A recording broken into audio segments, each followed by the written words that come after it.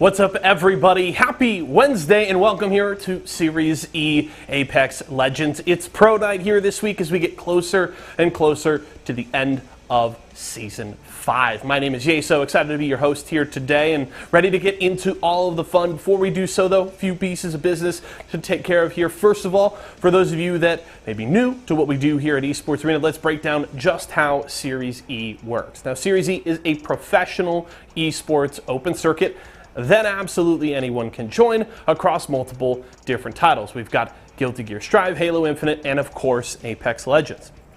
Now, the way that it works is players and teams, they come out, they compete in our open qualifiers, and the best of the best make it into Series E. Now, what does that mean for them?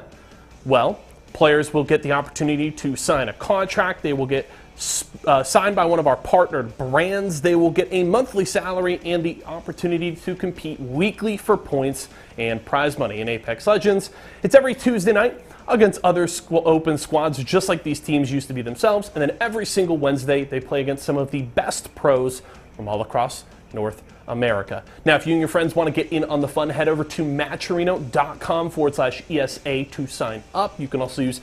sign up in Twitch chat right now to get the link that you need. And if you have any further questions, esportsarena.com has you covered.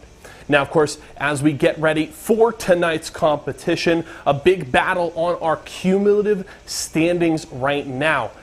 Nerf right on the heels of Excedrin trying to snag away first place. Of course, we know these teams are also battling to hold on to their spot in Series E going into next season. Right now, Excedrin, Nerf, Vizio, and Intel are all safe from relegation, but Tyson and Mike and Ike certainly still have the opportunity to threaten to steal away those spots from third and fourth place if they can find form here late in the season. It's going to be very, very tough. Those gaps are not small and time is running out for these squads, but that is going to be some of the biggest battles we will be keeping an eye on here through the rest of this season. So make sure to keep an eye on those partnered squads here tonight. Going to be a tough test competing against the pro squads, but we'll see what they can do. Now, before we jump into all of the fun of our games here today, of course, our casters, Jamerson and Wynot, will have all that action for you throughout all 6 games. We're going to have a little fun here and play a game of my own. Now, we're going to play some Deal or Steal. Let's pull up the rules here for you all at home before I welcome in my contestant for today.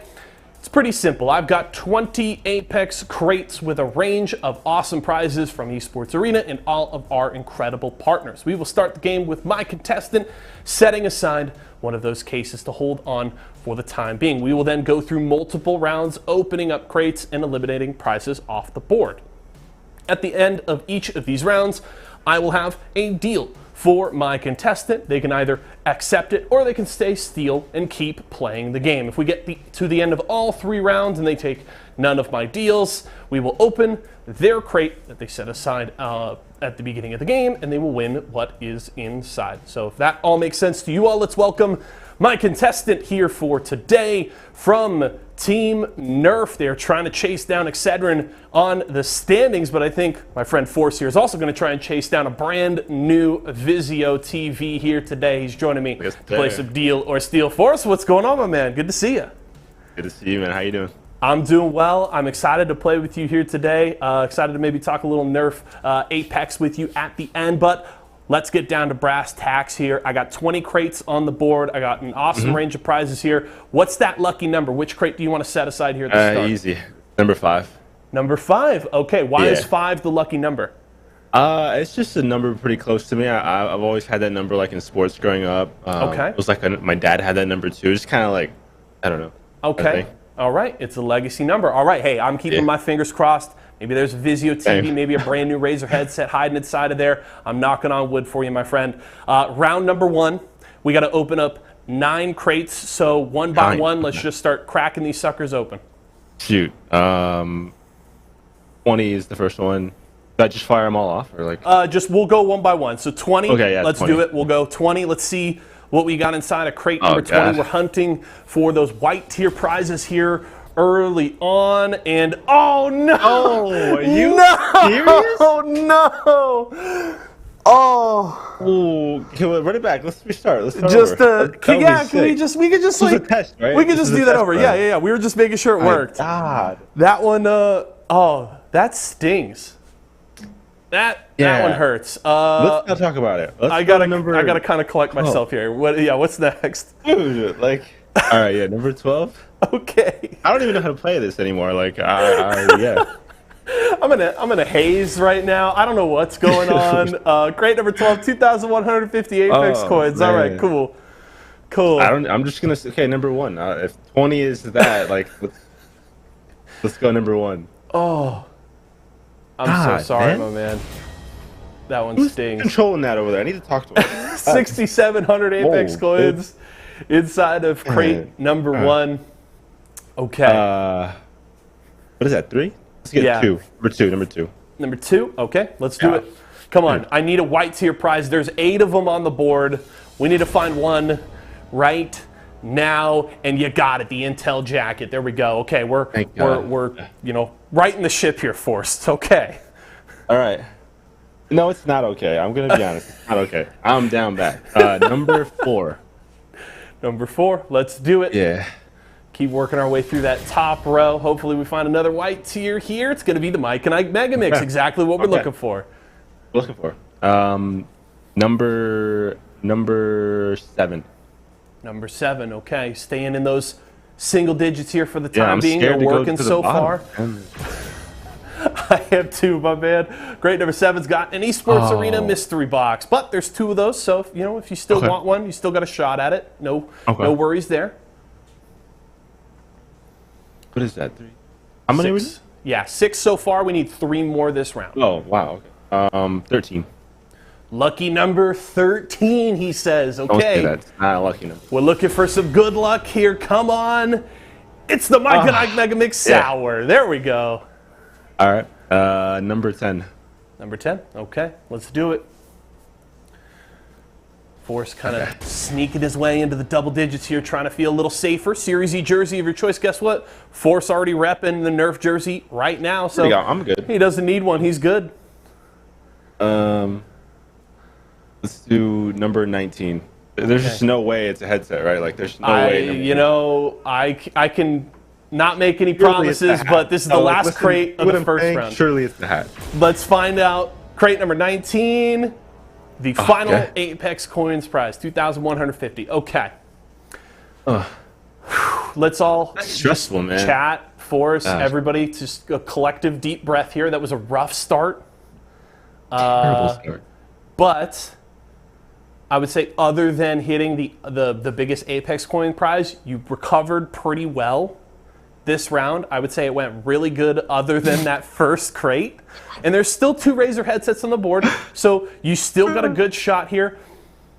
My first deal's going to be a little low, but it's, maybe you don't have all of those heirlooms yet, so maybe I'd like to help you hunt down some heirloom shards. So I got 2,150 Apex coins for you here. Are you thinking deal? Are you thinking steal? Do you want to keep playing? I would like to keep playing. So is that steal? Do I say steal? Okay. Yes. Yeah. Okay, let's do it. We're going to keep playing. Force says steal. I need. I'm chilling. Still 2 Razer headsets on the board. 2 Walmart gift cards as well. So plenty of good prizes still available. Round number 2, we got to open up 6 crates for us. Still like bugging me and like there's no way crate number 1. Okay. Number 17. 17. Okay. Back down to that bottom row. Dude. I don't think that has ever happened. The other Series E jersey of your choice there. You're good. Like I said, I will say, we have gone the distance a few times with the TV, or I think it used to be like an Oculus as well. And that has gone all the way to the end, and they've opened their crate, and it's been a white tier prize, and it was in the other one. So they should have taken the deal. So, you get burned sometimes at the beginning, sometimes at the end. Who knows? That's okay. All right. Okay, crate number, so we're getting there. Okay, crate number 3. Number 3, okay, let's close out that top row. See if we can finish strong here. Maybe a Series E dad hat. It's the other Esports Arena mystery box. Okay. Okay. Right. Number 16. Number 16, okay. I have regret. I picked 16 and I'm regretting it already, but let's go. Okay, Force says, why not? What the hell? Let's see what's inside 16. I don't think he's going to regret it. Okay, he is. Yeah. It's the Razer Wireless Black Shark V2 Pros. The good thing is there's 2 on the board. There's 2 on the board. But it does hurt your chances. It does. Okay, 4, 5, 6, 7, 8, 9, 10, 11, 12. Okay, 3 more to go. 3 more? Okay. Yes. 14.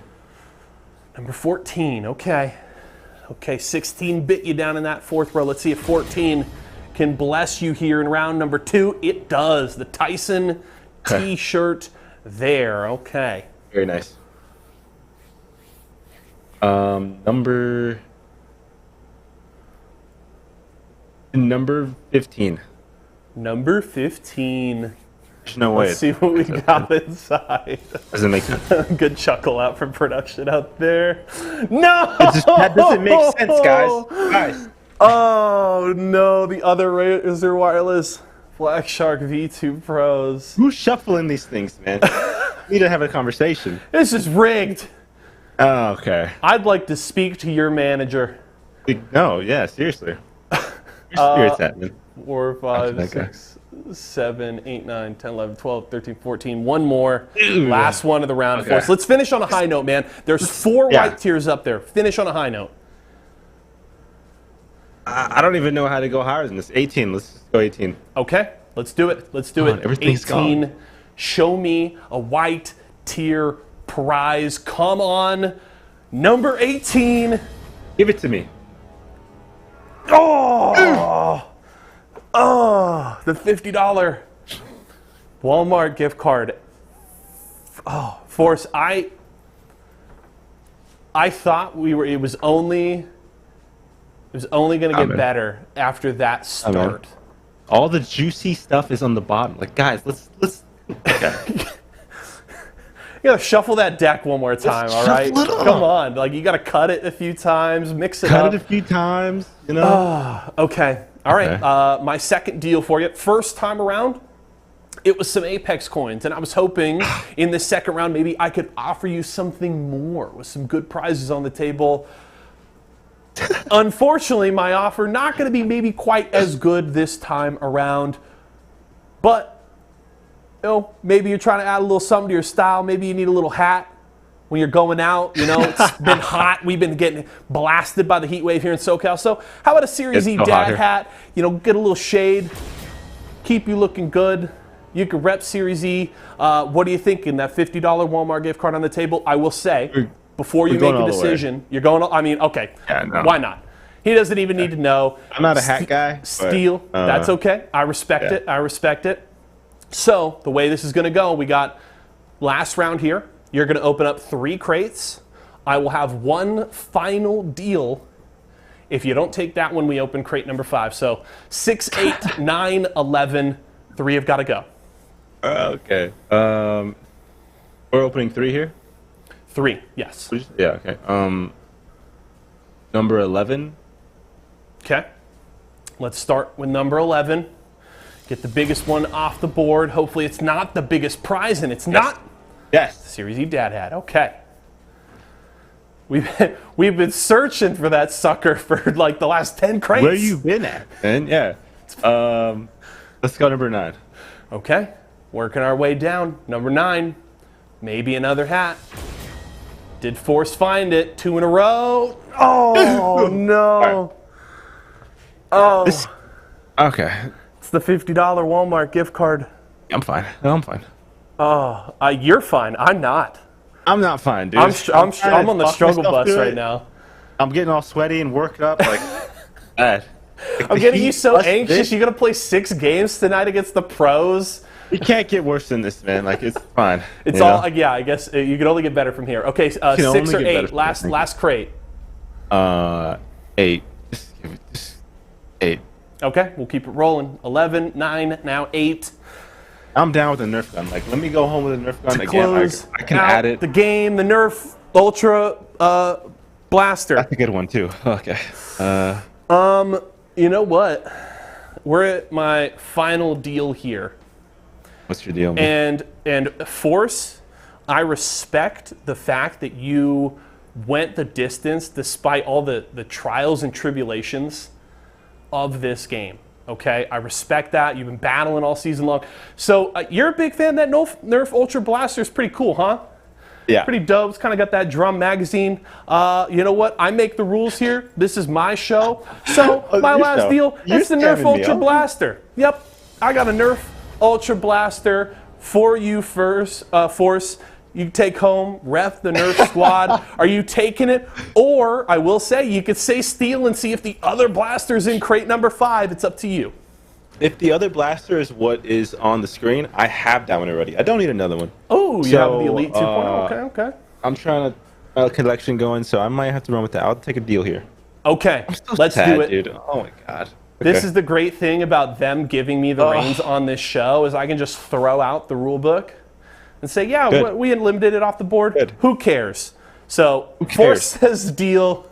Congratulations. You ran through the gauntlet here of Deal or Steal. Just for curiosity's sake, production, can we open up number 5? Yeah, can we see it?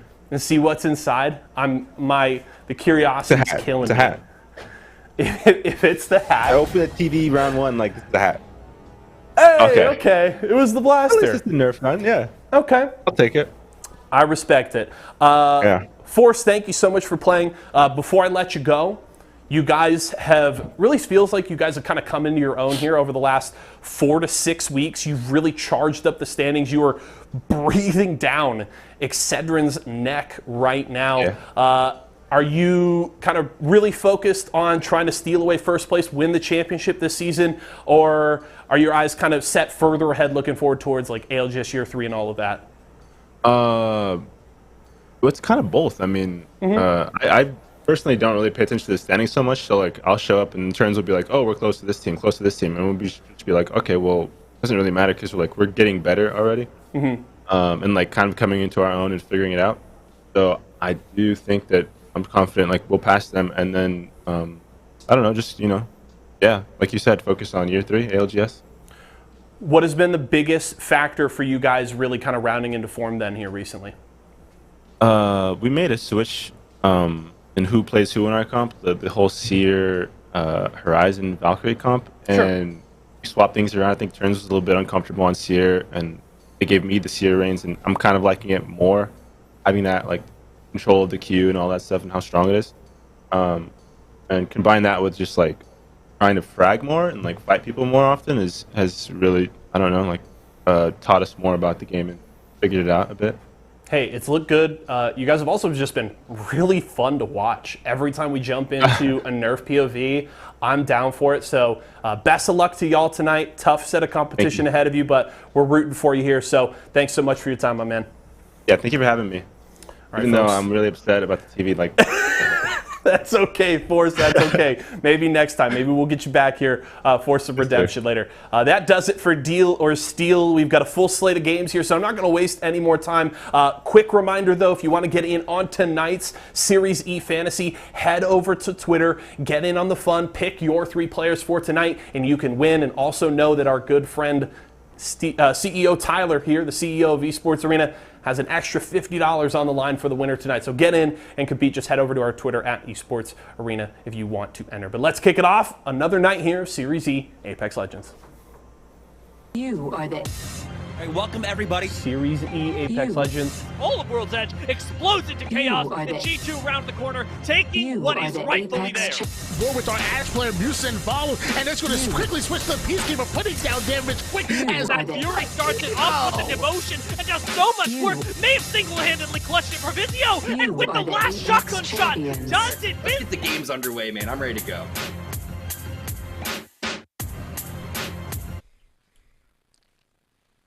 All right, what's going on, everybody? Welcome to Series E. We are coming down to the wire now. Why not? We've got 3 weeks remaining. Well, this is the 3rd week until the end of Series E, and here we are for ProNet. I'm super excited about tonight's games. I'm excited too, but I got a bone to pick with Yeso real quick. Yeso, I hope you're listening. I don't know what's going on here, but you're going soft on me, and I don't like it. How are you going to have this, man, between the Nerf blaster and the dad hat? And what's your final offer? Another Nerf blaster? I don't know what's going on, but so we're going to have a talk. I'm feeling good. Like I said, 3 weeks left, and I'm ready to close out this season hard. Yeah, so let's go ahead and talk about the action for tonight. So it is pro night. We've got a lot more on the line than we would usually for our open nights. Of course, we will be playing it out. 6 matches will be taking place across the evening. 3 of them on World's Edge and 3 of them as well on Storm Point. We have $2,000 that our teams are competing for. $1,200 going to first place and $800 going to second place, and everything is going to be ALGS standard in terms of points. So placement points matters and kills matters, especially in this meta right now. The kill points are going to be something that we have to keep an eye out for. Yeah, if you can't get aggressive here in the Seer meta, man, you're in the wrong one. You got to wait until season 4 or something, because you have to get aggressive. You have to be able to get your kills and be consistent with it. Yeah, consistency is going to be the key here, and especially for a lot of our partner squads. So because we have some amazing teams that will be joining us tonight. We've got the likes of Complexity, G2, NRG, LG is competing tonight as well. That's going to be amazing. Liquid, TSM. This is just an amazingly stacked roster heading into tonight's games. Yeah, I got the chance to be here last week where we saw NRG absolutely decimate based on the consistency and their constant pressure that they were able to create on the lobby. Renegades wasn't too bad as well, finishing out second place for I believe about maybe 80 or 79 points. And then G2 were the ones to round out our third. But hey, watch out for the likes of TSM. Watch out for Liquid, 100 Thieves. There's plenty of others that are looking to take those top spots. Yeah, and of course, trying out some of the new rosters as well. We didn't get to see much of ASS last week as Snipedown was busy for the first 4 games, but hopefully we have him here for all 6. We'll find out as we get into the games. Now, we have a lot of things on the line. Like we said, it's the last few weeks of Series E, and if you don't find yourself amongst the top teams in Series E, you are going to be relegated. You're going to be forced to fight in our qualifications once again, to fight for a spot once more up against so many other squads that are looking to make their way into Series E. Yeah, really excited to take a look at the fantasy as well. If you guys want to get involved with that, it's actually real simple. There's nothing crazy you got to do to go on a website and register and deposit $1,000 and then nothing like that. Just go on Twitter. Go in and drop into the replies and put in your top 3 players, and you could easily go in on. And then hold on, the CEO throwing $50 on the line as well. So I'm gonna get involved with this. I'll make sure I drop a line of. I think I'm gonna go Sweet How and Designful. I think that's a good roster right there. Yep, that sounds like a pretty darn good choice. I mean, I would maybe swap out Chaotic, because in the last few weeks for G2, Chaotic has been putting up amazing numbers for that squad. That's why you're the professional. That's why I'm gonna change it out right now. I'm gonna make sure I put my tweet in there. Make sure you guys do the same thing. I'm sure the link's gonna be in the chat down below.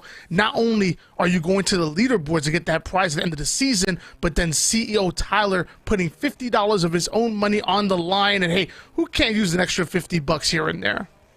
Yeah, that would be fantastic. Again, it's been a while since I've done any kind of fantasy. I mean, back in the day, I used to do Fantasy League of Legends, and that was way back in like season 4, season 5, and I had a lot of time. I had a lot of fun with it. The problem was that it's a lot of time invested, but this isn't. You just show up, you just go ahead and tweet out your roster, and it's super simple. It's nothing like you said. You don't have to put in a deposit or anything for this. You don't have to link your bank account. You just go ahead and hop on Twitter. Just let's just get some impressions out there. So right now we're just waiting for game number 1 right now, and as soon as we get that squared underway, we will be hitting on to World's Edge. There have been some interesting things that have been happening going on, but let's go ahead and talk about, of course, the overall leaderboard. This is the important one for Series E. Right now on the bottom of the board, Team Tyson, Mike and Ike, and Razor, and with only 5 nights of competition left, time is really running out for these squads. It really is, but big ups to Nerf as well for being able to catch up onto the leaderboard with Excedrin. Excedrin had a nice lead going into the last couple of weeks, and Nerf continued to put in bombs after bombs after bombs, and now only 5 points separating that second and top place. Now, mind you, there is an option for relegation, so Vizio, you got to realize Intel are right on your tails. You know, you got to make sure that you come in again with that consistency. Going to be our key word for the night. Make sure you're consistently putting out work even against our pros, and who knows, maybe get a couple wins against them as well, because you have to widen that gap. You were definitely not comfortable with just a 17-point lead. Yeah, it's crazy how in the last 2 or 3 weeks, I mean, that gap that Excedrin had, it was fairly comfortable, but being within 5 points. But not only that, Team Vizio, Team Intel, they all really have a shot, a high likelihood of being able to overtake Excedrin and walk away first place overall in the season. So pretty excited about that, to see how that kind of race resolves. We only have, what, 2 more weeks left essentially after tonight's games, so 4 nights of competition after tonight's. Anything can happen. I don't know if, you know, maybe like Team Razor can make it all the way up to first. They would have to need multiple 100-point nights in a row essentially to try and catch up and make first place. But I think there's still a small world where maybe they could catch up, or especially for Mike and Ike, who have been on the up and up. They had a pretty good performance last night in our open night, and that's typically where they end up succeeding. They haven't been able to recreate that kind of same success when it comes to the pro nights. It is a different caliber of games when we swap between open nights and pro nights. I mean, we already took a look at the rosters that are competing tonight, and so these are some of the best in North America. Yeah, to ask for a few 100-point, nights out of Razor is going to be tough. Even last week, NRG ended up winning out with less than 90 points coming out with the win. So, hey, Razor, drop a couple 100 bombs. You could definitely get in that conversation, but it's going to be tough either way. Looks like game number 1 is about to be on its way, and we're starting on board. Looks like with LG, the newcomers coming in here. Yeah, love to see LG, this roster that got picked up. I mean, well, we have to talk about NA. Of course, we have our Canadian players, we have our US players, but fairly often we don't get to talk about our Mexican players at all, which we do have multiple Mexican rosters. It's not just LG, but LG was picked up, and they've been making a show of things right now down here at launch site, already getting to contest enemy with that wingman out, tagging for some armors, but very least they have a nice little bowl set up here. You got 2 on the left, you got 1 on the right. Ooh, the wingman's coming up for everyone here for LG as they're getting the opening damage off. Decent loot over towards launch site. You're almost guaranteed a beacon and sometimes even a crafter as well. So you can see 2 teams wanted to fight for that early. We know that Luminosity are trying to close the distance, the longbow trying to do damage. We have Yanya starting to push up over towards the left side. So multiple angles being formulated here as they collapse on the opposition. And this is where you're a little bit worried, trying to back away into a corner right now. You can see that LG were trying to set them up to kind of contain them, but they haven't backed away. Oh, Yanya doesn't cover the door and unfortunately ends up taking a lot of damage there. Luckily for him, though, he does have enemy behind him, and you can see now the flank coming up from the other side as well. It's been LG who've been backed up into this corner here. Azul will go ahead and back away as the nades start coming in. They've got the doors covered. They got almost triple wingman for this setup right now. You can see the other side. The team's a little bit disconnected here as Azul hits another shot. Now we'll see if he tries to chase him down. Really surprised our opposition was able to capitalize on all that damage they were able to create. In fact, even Nazel able to connect on those wingman shots, really stabilizing and trying to angle out our Valkyrie. Don't peek too much.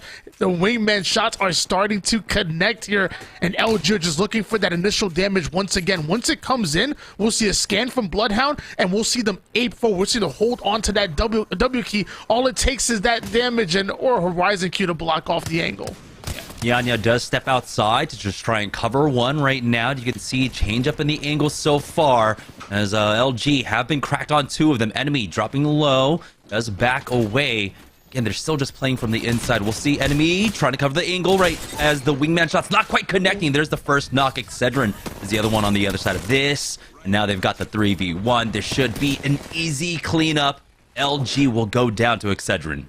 You gotta respect the patience coming out of Excedrin, making sure that they waited till they got that absolute crack and that easy knock before they were able to aggress forward. Meanwhile, Sentinels losing one quickly. That's gonna leave 2 players by themselves, still trying to get those angles, still trying to find the damage. R3 one shot started to rip out as we have high ground in favor of our Sentinels member. It is a 1-for-1 exchange, so it comes down to a 2v2 as the exhibit does come out for Sentinels here. And Razor, they're not playing with that same kind of information, so there can only be basically relying upon life pings here from Box of T, but he's not even in position for that. See, Sang trying his best to control the buildings for now, taking some thermite damage, but he does at least back them away. Unfortunately, BlakeU has to pull off that res as he starts getting pushed from the other side. Rooftop control, they were able to get the res for the Sentinels team there as he does trade back, but Sang now dropping low, only has cells as he tries buy some space. It's going to be Crust versus Sang here in the final 1v1. The door, Crust doesn't get it in time. Now as he goes for the chow, he will lose out. Sentinels go down to Razor here. And our teams, our partner teams are, what, 2 for 2 so far in the 50-50 as we have Renegades going down as well. So 100 Thieves getting into another fight here over on the connecting area down by Skyhook. Scurry has fallen. There is no shot the Sentinels lost that battle. I mean, they had the 2v2, they had the intel, they knew exactly what they were looking to do and end up going down, but onto another battle we go with Scurry trying to come in onto the res, onto our Newcastle, forced to drop it and rip some G7 scouts right to the Eva. He goes, Vaxlin absolutely shutting down SAS. That's a huge battle for 100 Thieves. TSM now getting into another fight. I believe because the contest going over at Lava Siphon up against Team Nerf, if I remember correctly, they might be trying to chase down the rest of this squad. We'll find out in just a moment. Chasing into that tunnel currently. Rep's taking a lot of damage here, but we didn't even get to mention that. He's actually playing on the fuse. Nice crack out from Hal, but they're still dealing with that Newcastle mobile shield.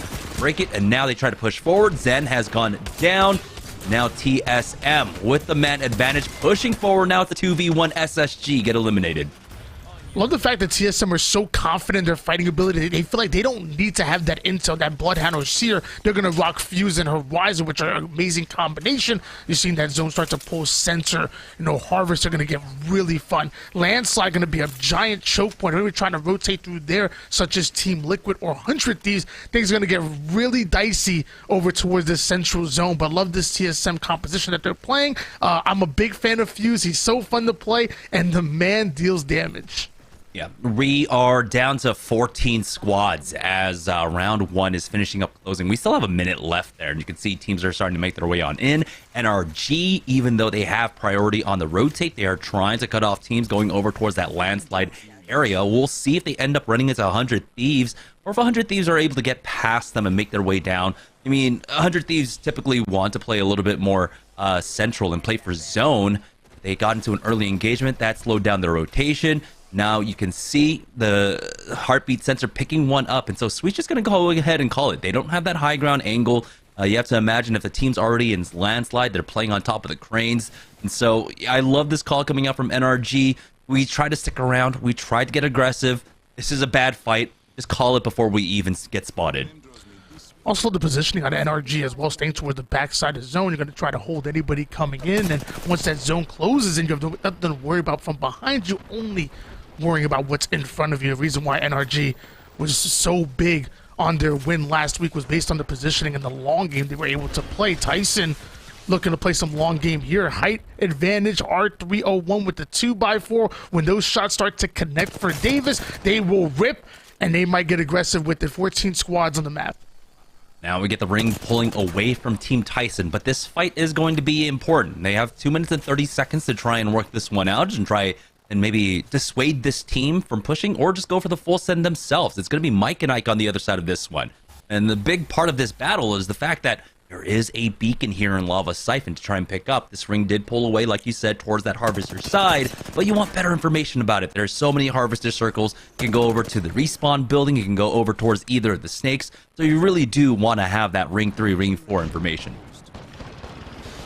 NRG getting committed to a fight. We saw earlier have to back out of one, but right into another one is Sweet connecting shots with that flatline. This Peacekeeper going to be so deadly. The Sky Arc Star might land or at least be a distraction from the play that res. NRG trying to angle out their opponents. Meanwhile, they're going up against a defensive nuisance in Caustic, trying to battle out this high ground. Finally, Sweet finds an angle, cheeking away at the shields and the resources of the opposition. It's Team Liquid that are holding on to the ultimate high ground, but you feel like it's only a matter of time before they go at it. Sykes ends up going down here, so that's going to force the 3v2, and Gil taking to the sky, absolutely ripping one. 3v2 not for long as one quickly goes down. NRG only having to deal with one more player of Liquid. Yeah, this is just easy for NRG. They were just waiting on that gravity lift the entire time. You saw as soon as Gillerson's got on it, he was able to beam on down. Now he needs to go ahead and retake height, but you can go ahead and hit up these cells real quickly. He does have that gold armor still in this challenge right now, and Liquid will go ahead and fall as NRG picks that one up. So not quite 100 Thieves, but you can see the game plan coming out from NRG. Gatekeep on this north side, and they come up with the +3. And love the strategy to make sure that your Valkyrie player has that gold shield. You know, you want to do that initial damage. You want to be as crafty as possible, staying alive, taking that high ground, but you also want to heal up quick, then get right back into the fight. You're so important in these 3v3 engagements as a Valkyrie player that you might as well give them the gold shield, so this way they're able to heal up quick and get back into that fight immediately. Meanwhile, TSM having two players with purple, one on gold, trying to fight over this Harvester position that we saw the zone started to close in earlier, and in 24 seconds, we're going to lose even more real estate here. Yeah, this ring should realistically continue to pull over towards that western side, but for TSM, you know, just playing here on the edges is fine. They've picked up multiple kills already. You can see at least 5. You know, Reps has 4 of his own. Here's how with one. We'll see if Verhulst has one. Typically he does. I mean, it's a reason why TSM ended up picking up Verhulst, and he does have one. So that's going to be 5, or excuse me, 6 for them overall, I believe. So TSM in a great state already. They just need to finish things off strong here, get some decent placement points for now. But with this position, it looks like they might actually be able to play the gatekeepers here. You can see teams now rotating in from the eastern edge. Going to see multiple teams start to push in on TSM here. We still have 13 squads on the map, and that zone is getting smaller and smaller. We're switching over to Mike and Ike, who are looking to introduce themselves into this fight as well, but they got to be real careful. Again, TSM holding them out. There's another team over towards Harvester. They'll have to earn every single inch of map positioning leading into the central zone. Yeah. In the past, though, Harvester was a bit more difficult to try and play in because so many squads were alive. We are here at 13 squads remaining, and now take a look at that ring pull, courtesy of Cloud9, going over towards that northwest portion of Harvester. And so you're looking at that basically opening towards that tunnel and the end of the snake on the northwest. That high ground position will be incredibly strong once Ring 3 finishes closing. And there's a lot less high ground to really try and contest that spot. So teams might be setting up for that early on. We're already seeing TSM and Cloud9 sitting over towards Harvester, but now a new team now not only coming in from the choke, but also coming in from the tree side of the map as well. So they are not comfortable. Meanwhile, Excedrin nowhere near the zone just yet, but still forced to fight over towards the outside. They will be forced to contest here and win this battle if they want to advance forward. Now they do have the exhibit down. They've got to be careful as they don't quite have the high ground. Kimchi Lee has been cracked as well, and his building's getting pushed, but Cruisin is there to help him out. It's going to be G2 on the other side of this one, already losing out on Resulta. So it's just Chaotic and Designful up. But whenever Chaotic's up, you have to be worried there. Chaotic getting the first knock onto Kimchi Lee. It's going to bring this one down to a 2v2. Kodagami going for the challenge now. Designful will fall. It's down to a 1v2, but we've seen Chaotic do much more before. Quick armor swap will come out for Kodagami there. And now this is going to be much more difficult fight for Chaotic to try and take. Kodagami forced to back down, no longer having that Seer ultimate to work with, and so no longer having the intel, but like you said, it is a 1v2, so Excedrin very clearly having the advantage here. The full kill goes in, so imagine the armor swap does as well. Right back up the horizon lift, but right into the vault shots. The wingman is out, and that means G2 are going down. Excellently played by Excedrin. They lose out on Lee. However, they will be able to get him in, hopefully, and get back into the zone as we run into another fight. It's NRG on the screen here. NRG playing for that respawn beacon building. We get a better look at that next ring. Ring number 4 actually coming a bit more over towards this respawn beacon side as NRG are about to finish off CLG, who tried to set up for that early game.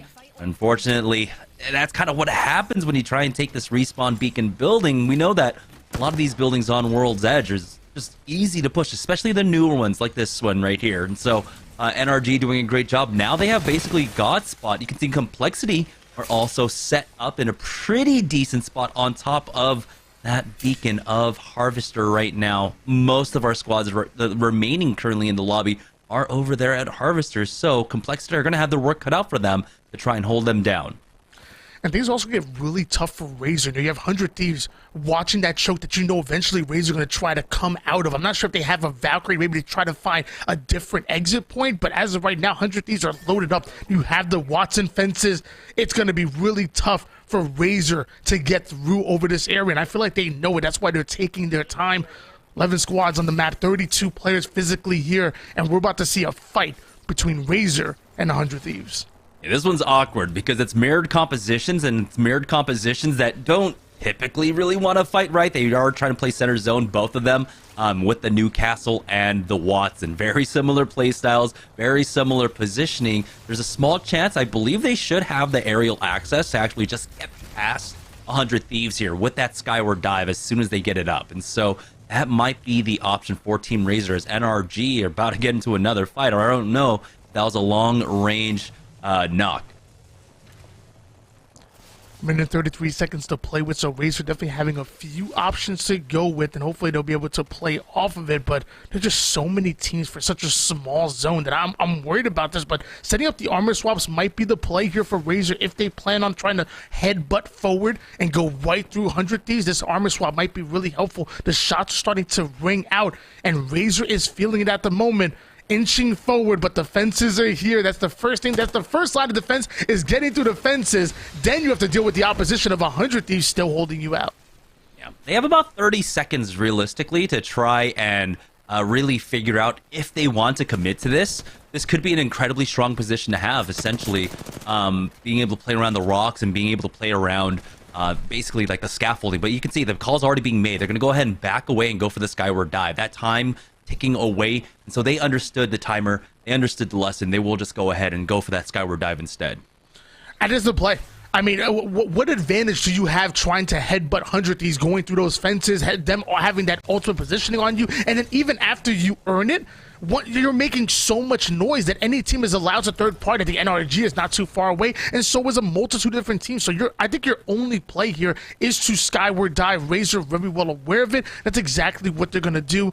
12 seconds left until round 4 zone is closing, so not much time to work with. They're going to go right in with the zone. If PlayQ can get on top of this carp, there we go. Now they are set up. They're going to go for the skyward dive. A little dicey. They might take a little bit of ring damage. We'll find out in just a second, but they're just going to go ahead and bypass that 100 Thieves position. And just on the edge of it, they don't take any ring damage, so they'll be a little bit safer when they come for the landing. But here it is. This is the difficult part. Where do they land? TSM right now already losing out on Reps. That's going to be Zach Mazer picking that one up, and Reps is burning it down. We'll see if Hal can go ahead and get the heal off. There we go. Punch him into a corner. As C9 instead are taking a different position here. Now moving in. This is going to be Complexity, I believe, on the other side of this one. C9 looking to hold out their opposition here. That bolt in hands. We have Complexity looking to introduce themselves as well. The door ends up getting blown now, so the nades are going to start to land. Nerf ends up losing a player on the other side as well, so we have multiple teams fighting it out right now. Force trying to force his way in there, and looks like Razor will end up going down. So even though they Valkyried out of that situation, they end up running right into another one. Verhol's taking a bit of damage, forced to back down. Hal's going to take some damage as well. TSM already a man down, but now they're losing resources. Now they're getting cheeked at by multiple teams. I don't know how they get out of this. Now, Hal did end up picking up at least one knock here as he tries to get out of dodge, but you can see this is not the high ground. This is not the ultimate high ground. You're basically in a fishbowl. So many teams have angles on you, and TSM will fall along with Complexity here. We're down to 6 squads remaining, 100 Thieves trying to take that God spot where we called this ring pulling a little bit earlier on.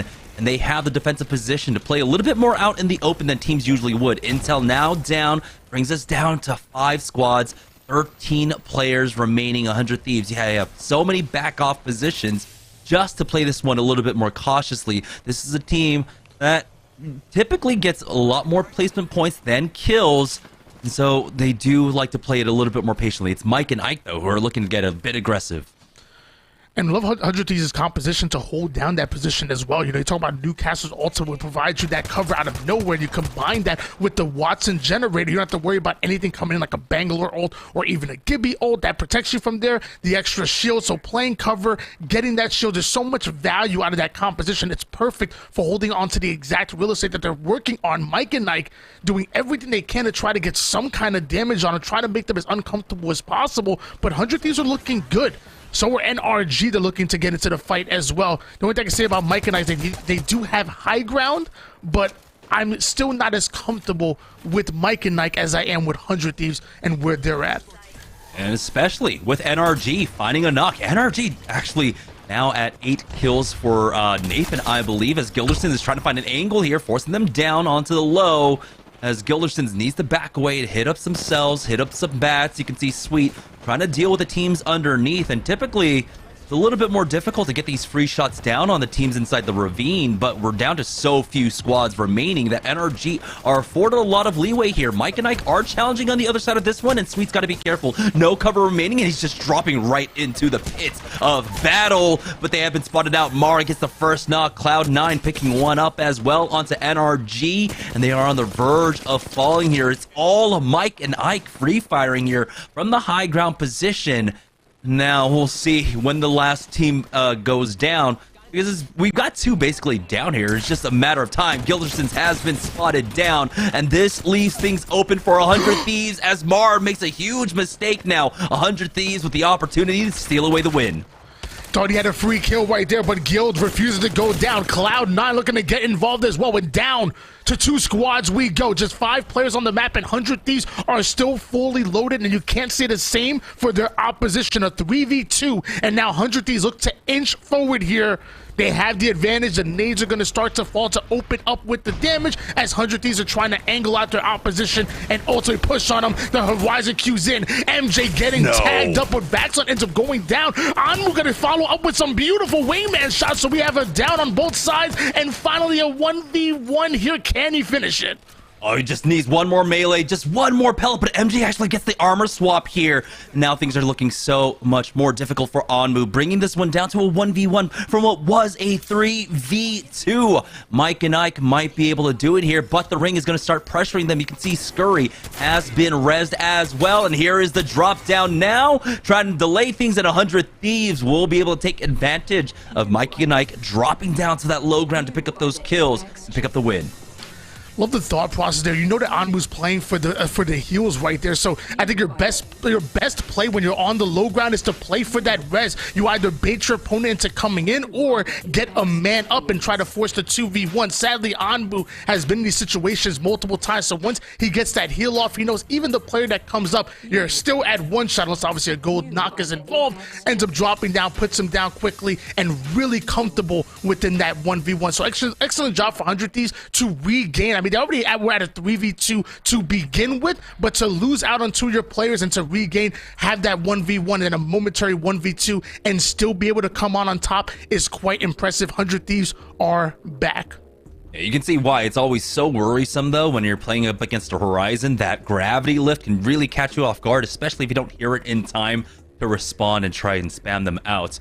We had a lot of fighting taking place early on. 100 Thieves did get into an early one as well, and this one was a little bit dangerous. You can see Scurry, the first one going down, but this was the crucial fight for 100 Thieves. This allowed them to play a little bit slower ultimately, and then play later for that high ground outside of Harvester. But I love this decision right here coming out from Vaxlon. Even though he was just a split second away from getting Scurry up, he decides to cancel that res to help out his teammate, who ended up getting baited and taking out SAS. TSM, though, were on a tear in this game until they ended up going down around 5th or 6th place. Yeah, TSM definitely doing their thing. I think you mentioned NRG as well. And at one point, I believe you said it was like 8 knocks or 8 kills going in favor of just one player. So I can't wait to see what that final leaderboard is going to look like in game number 1, because who knows, just winning the game might not net you first place after game number 1. Those kill points definitely matter. Yeah, I mean, even though 100 Thieves end up getting the plus 12, I feel like they only picked up maybe 5 or 6 kills ultimately throughout that game. And when you're dealing with an NRG squad that ended up getting top 3 with, I don't know, I want to say somewhere around 12 or 13 kills, they should be eking them out. So we're going to go ahead and let Yeso go ahead and break that one down for game number 1. So Yeso, go ahead and take it away. Thank you, gents. Great first game there. 100 Thieves grabbing the win coming out of the chaos, honestly. That was that final circle. They're able to pick up those last couple of kills and grab the win here in game number 1. Mike and Ike, man, that's a game that I think Mike and I are going to be really unhappy that got away from them. Of course, you know, carrying momentum from their really good performance last night here into today, starting strong, getting that top 2 finish there. But let's take a look at our champion squad here before we jump into our Mobile 1 high performance moment. It's 100 Thieves, of course. They pick up 6 kills for themselves, so a nice 18-point game here, and Onmu and Vaxlon leading the way here in the damage department. Also nice to see the full 100 Thieves squad here today, because of course we know, I think somebody was playing as Vax's PC broke a week ago, so good to see Vaxlon back and in the mix here with 100 Thieves, and hopefully 100 Thieves firing on all cylinders. This is certainly the start that you're looking for as a squad. Let's take a look though at that Mobile 1 high performance moment, and what I really want to talk about here, we'll take a look at this 100 Thieves play, because they honestly play this really well. They've got the numbers advantage, they've got the high ground, they're coming in here, it's just 3v2, and they get some good damage early. They lay down the castle wall, but the thing is the knock on Vaxlon actually comes through so early, and Scurry actually gets taken down here as well, so all of a sudden we're in a 1v1, and Onmu just missing on a couple of those last wingman shots gives MJ the opening for the reset here. Goes down, picks up the armor swap for the red Evo, and then even elects to go for the med kit and the res. And by this time, the res has already come through for Scurry. Onmu just gets the drop down with this Mastiff and just 3 shots to finish it off. So it's well played by 100 Thieves. I probably would have liked to see MJ get the armor swap, listen for the res, and then go and just take the fight there. I mean, you're going to be hard-pressed to win it, right? Onmu is still pretty healthy after this fight regardless, but you've got the red Evo, and I think you just kind of need to take a chance, because there's never a time where 100 Thieves allows you to get that res off clean to where you're actually able to fight a straight 2v2. Like, 100 Thieves was able to reset this much quicker, and they certainly take advantage of it here as MJ goes for the res, and it pretty quickly gets punished as Onmu drops down and is able to get the 1v2 here for the win. I also just want to say, Mike and Ike, that drop down from Mar to try and fight Gildersons to wipe NRG, you can't give NRG the 1v1 there. You know that they've got 2 players down, and the only way NRG lives is if they can clutch a fight. And if you give Gildersons a 1v1, you give most pro players a 1v1, they'll take that 7 days a week, anytime that they can. So I really wish that that Mike and I go for the 2v1, take the outnumbered push, win it, and then you've got the horizon to get you back up to the high ground to try and reset and fight 100 Thieves. Ultimately, they get punished for it, they lose Mar, and then they're just fighting from a numbers disadvantage there for the rest of the game. So a couple of things that they could clean up there. Ultimately, still a good finish there for Mike and Ike, and 100 Thieves grabbing the win. We're going to go to a quick break, though, right now. When we come back, we've got Game 2 for you all as we keep Pro Night rolling.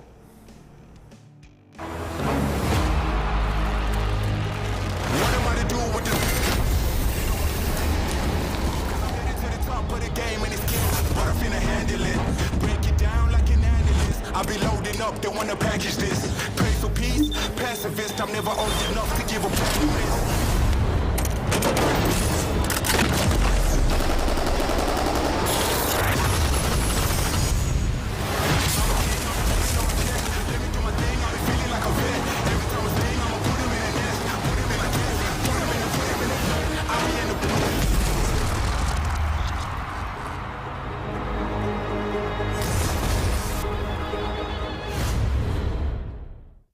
When the chicken is this crispy and this tasty, it doesn't matter what else is for dinner.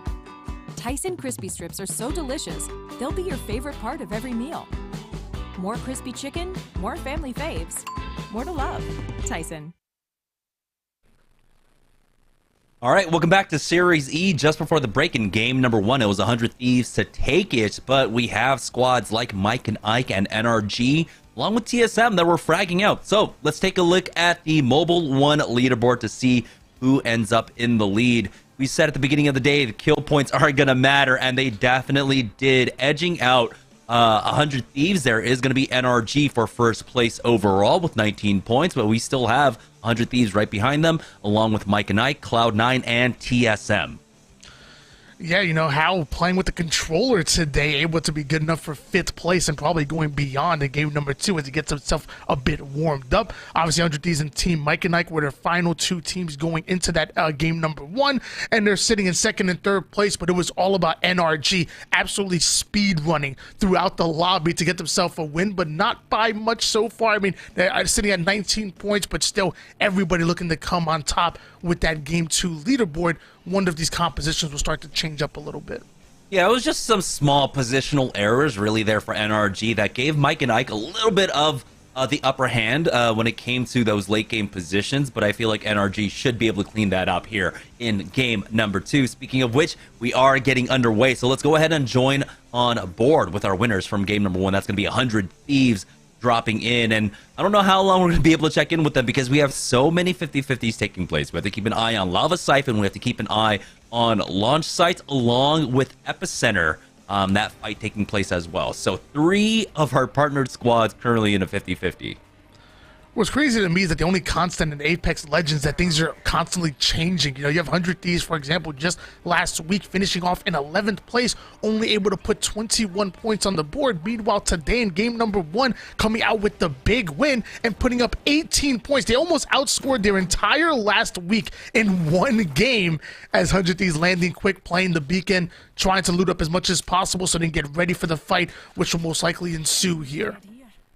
Excedrin, though, they were able to win out their 50-50 up against LG in game number 1. It's very similar in how this engagement is working out this time around, though. Kimchi Lee is taking a lot more damage on that retreat and is getting scanned down. Now has to be careful. He's dropped down to about 40 HP, but he does make it back to the rest of his squad. This gives LG, though, a lot of priority on this fight. They're not going to take advantage of it, though, and they just back away.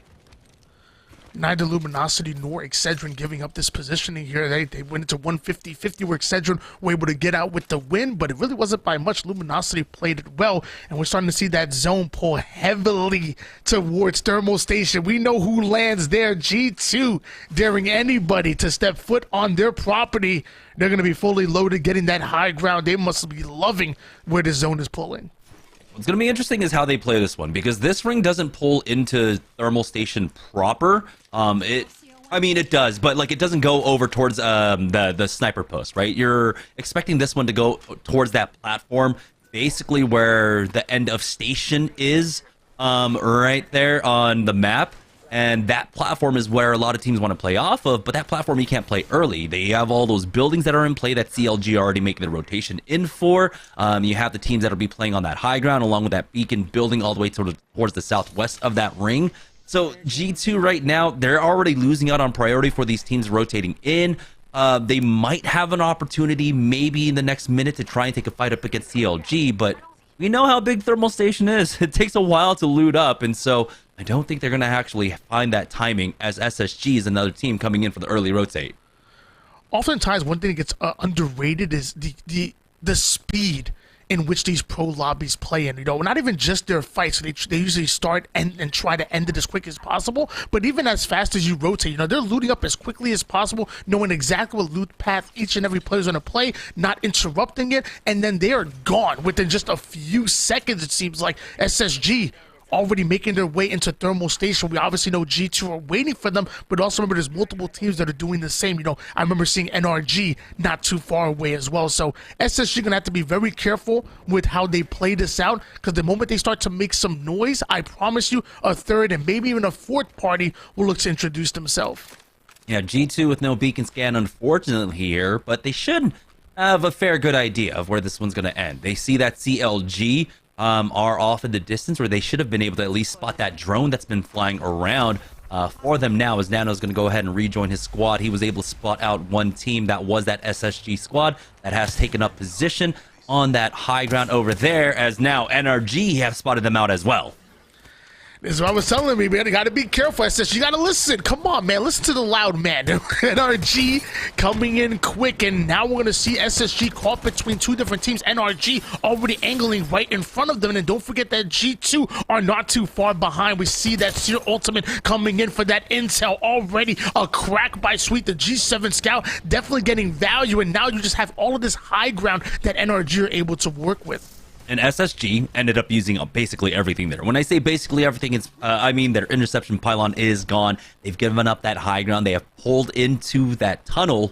And without a Watson generator in that tunnel, especially here in the early game where a lot of teams should have their nades available, you leave yourself as a sitting duck. So it's going to be a bit difficult. We'll see if other teams end up spotting them out. You can see that just on the edge of Jet's screen there, you're able to spot out SSG retreating into that tunnel for now. But now we have multiple squads showing up here. So we got CLG, Team Intel. For SSG, they just completely backed away. They didn't want to play inside that tunnel. This is the good call coming out from SSG. You cannot play in there right now, but NRG are about to force the issue. They are not giving up on this hunt.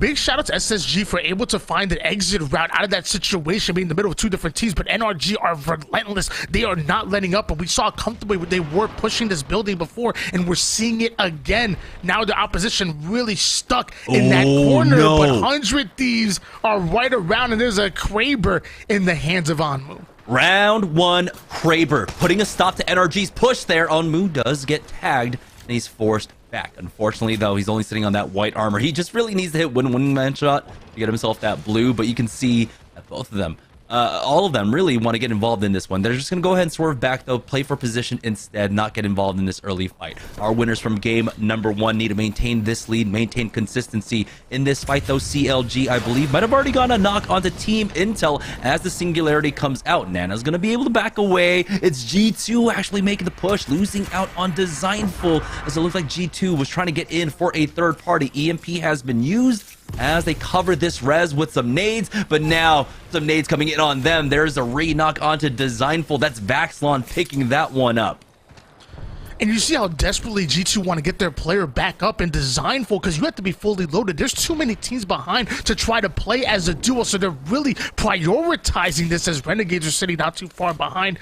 CLG able to reset, get their heals off in time. I mean, they're fully loaded and getting value out of Watson, because no team is going to be able to push in easily as they're able to reset from here. Yeah, playing inside this cafeteria is extremely nice. You have so many fallback positions, especially as a Watson. One of the dangerous parts is that, of course, you end up cornering yourself, but the Watson with the interception pylon allows you to eat that up. For G2, they don't have an interception pylon, so they're just eating it to the bodies right now to go ahead and back away. Multiple teams in the area right now. We saw Renegade, CLG, Team Intel. G2 won't be here for much longer as the nades keep ringing in. Pow ends up getting one more knock onto Resulta, but you can see now, because they are basically in this alleyway, that no team can quite push them, but they can try and poke and prod to steal away these kills. Yeah, the moment Designful went down for G2, when there's about 50 teams in the area, it's looking really bad for G2. They're between a rock and a hard place. Renegades, though, running with the formal tripod member in Luda. He's coming and getting some damage in. G2 down to their final player, just Chaotic, who's going to try to sit here, try to play his life, has an armor swap at least to work with, so that's going to be nice for him. But, I mean, there's only so much you can do by yourself, and as a Horizon, I can't even see how we can find an exit with all these teams looming in. NRG still working with this team in front of them. Eventually, G2 do end up going down, and Guild hits shots with that wingman, absolutely shredding the shields of one, and Nathan wants to capitalize on that, so he's already pushing onto the right side as NRG are now looking for their next position. It's Slurp that ends up going down. What happened in this game, by the way? Like, someone just put like a $1,000 bounty on this game or something? This is playing out like a normal ALGS game in like year one. We're at 19 squads in round number 2. That's absurd. We had 14 squads in round number 2. Now we might come down to 18 as NRG are on the hunt for this final player. They spot him out on that heartbeat sensor. Now just with 1 HP remaining, they just need to finish him off. Gilderson's on the hunt. We'll go ahead and pick that one up. That's SAS going down in 19th. CLG still did a great job of cheeking away at the damage of the opposition and taking a bit more than you would like, but I mean, hey, that Watson generator is so valuable as they're getting their shields right back in. CLG still looking quite comfortable. You can even say the same for Renegades. Renegades obviously looted up. You got a Loba in your composition. As a Loba main myself, I respect and love the move coming out of Renegades. I used to be a Loba main.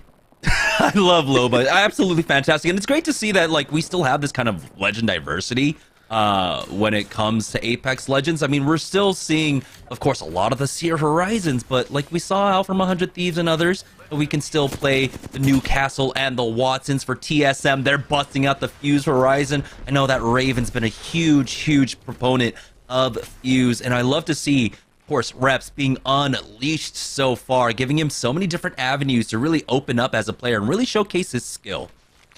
The man's been sitting on Gibby for so long. He's like, you might as well put constraints on. He's like, let me free. Let me do what I gotta do. You already know his G7 Scout is amazing and he can hit shots, but he can get aggressive and get up close and personal as well. So like you said, running Fuse is definitely a breath of fresh air for not only TSM, but specifically Reps. And we know how strong the combination of Fusey and Horizon can be. Once that Horizon ult comes in, you're sucking in the defense, you're sucking in them into that black hole, and then you just rain down grenades and knuckle clusters. It's such a good combination of Fuse and Horizon. You end up sacrificing a bit, not having the intel, but TSM, they have great battle sense. Wait, Sentinels now about to make this push on whoever's inside of Harvester. It looks like they're a little bit disjointed. They've got to be careful on this one, as Crust has been cracked. So has Senox, or at least he will be fairly shortly. And what just happened? Cloud9 fighting back into this one. It's down to a 1v2, I believe, or it might be a 1v1 in just a moment here. It's a 1v2. Sentinels with the man advantage. They're going to take their time crusting that bat just for the reset. They get that information from that Q out, and that's a huge 3-2-1 onto him, pushing the battle. They will take out Cloud9. We are now down to 15 squads. TSM looking for their next victims as they push up onto the fence line here. Hal now setting up for the black hole, and you cannot play on this fence line anymore. Teams have to learn. You cannot play here. Razor learning that the hard way up against TSM. Razor getting eliminated quickly, and down to 14 squads we go as TSM able to deal with that fight within seconds. Now we're seeing Nano pop a beautiful Peacekeeper shot, and then right into the Q he goes to try to avoid as much damage as possible. CLG electing to go in for the EMP, but CLG playing very patient when it comes to the team in front of them, which I want to say was Renegades rocking that Loba main Seer up top. And yes, it is Renegades, and Man is taking a lot more damage than expected, but luckily the armor swaps are there. Renegades playing as well. Yeah, that's the nice thing, right? They do have the Lobo. Hold on just a moment. Excedrin in a fight down here by Tree. As they get the big crack. Q coming in, does connect onto that 1 HP player. That's Joey Blackout going down. Mchili will chase after for the thirst. Now with the man advantage, they'll be able to continue to push forward in just a moment. And they clear out this team just in time because they have to now deal with Mike and Ike, who are looking to try and gatekeep here with a very strong position on that high ground, keeping them contained. And you can see how there's so much open ground if they want to try and make it into the next ring. For NRG, though, they are playing back for this ring currently. Another Watson Newcastle set up, and there it is, 100 Thieves on move. Gets the payout, the second one! Oh no, this Kraber. Is he about to get the 3-piece? He does not. Vaxlon ends up going down, but Onmu still holds it down with the wing. He does have to back on down. He is literally 1 HP. He does have to be careful himself as he let the bat end up going off. Scurry needs to go in and push and try and finish things off for them because the third party can be incredibly strong. And oh no. Scurry, come on. You got to be able to hit this last shot in just a moment. Onmu falls, and now 100 Thieves are about to fall. They end up getting third party from behind. That's going to be Complexity coming in, and now it should be NRG falling fairly shortly here. I love the thought process at 100 Thieves. You know, you play for the res. Meanwhile, you had Anmu who was trying to hold them out, but sadly it wasn't enough. They end up going down. The same thing for TSM, and now we're switching gears over towards Luminosity, making it out of launch site and now into the fight. Luminosity are looking to get aggressive onto this fence line that you talked about was absolute pure hell. When, what is it right now? It's still hell. Yeah, during Horizon meta, you really cannot play that fence line. You can see both squads, a lot of squads having that similar idea. This is a very old kind of play when it comes to the thermal station circles. When Valkyrie came into the meta, play off this side of the mountain. Basically, you can survive a little bit longer than most squads. You're waiting for that skyward dive ultimately in the end. But hold on, LG taking this fight now. We do have the singularities coming in. And now Yanya on that landing. They get the first knock onto Crust. We'll see if he can get a little bit more. But that missile swarm, along with that push out from Sentinels. LG, though, strike back, bring this one down. Possibly to a 1v1. R99 Bochek Bow sliding on in. And LG will secure that dub up against Sentinels, securing themselves top 8. Getting the reses just in time. With a minute left now, they go for that skyward dive, and they have to go pretty deep into thermal station as this ring pulled onto the other side of the platform. I think Yanya played that really well to open up that fight with the G7 Scout, have enough faith that you're going to hit those shots, then switch over to your secondary to get value out of that. I think that was well played. Obviously, Yanya ended up going down, but the amount of damage that they were able to create was huge. And now, Vizio sitting up high in the same spot that G2 love to use when the zone starts to close in this exact area. Now it's Vizio that are sitting with the charge rifle from afar. 2x bruiser isn't exactly what you want on there, but you can still be able to hit some shots or get some shots hit right back on you. Sung is going to be forced to back down, get a shield before he lets this thing sang. Yeah, this is just free damage here for Vizio. They've been able to free trade. They haven't been able to pick up much, though, in terms of kills. Now joining on board with Excedrin. It looks like they were able to back away Team Mike and Ike. Picked up on that Seer Q. We'll see if they want to try and continue this push, as they've done some decent damage, and they do need to fight for this spot. There are multiple teams coming in. They will have that high ground on that lava side, but they have teams coming in from the platforms. They have Mike and Ike to their south. That shot missing out from Kimchi Lee. I'm wondering if that's the remnants of CLG pushing forward. Now, you can see, keeping an eye on the sky. That's that skyward dive coming up from LG now, and Kimchi Lee has to respond to it. Did not have the time to pull out the singularity in time, but now they have to worry about that Bloodhound with that Q out. They've got the Kraken. Here it is. Team Excedrin have the HP advantage pushing forward.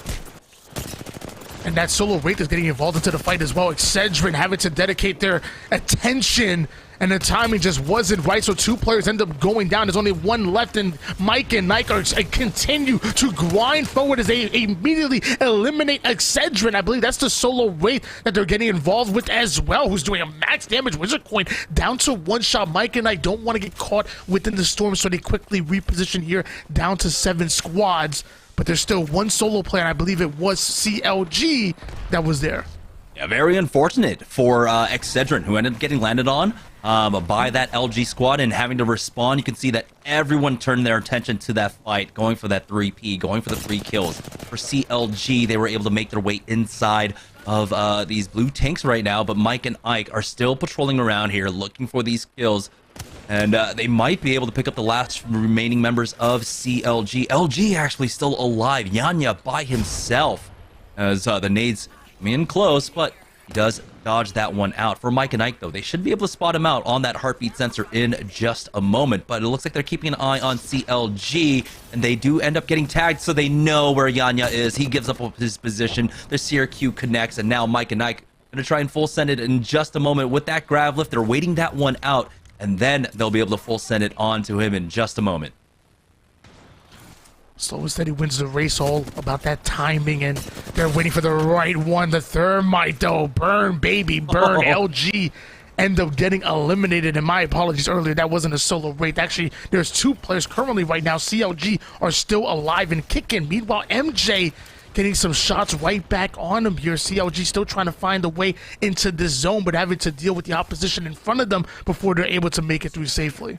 We'll see if Nano can navigate the grounds here, making his way into Thermal Station. And it looks like we do have that Jungle Gym available, and 2 teams are on top of here. Liquid, who we really haven't seen throughout this game. They've been pretty quiet.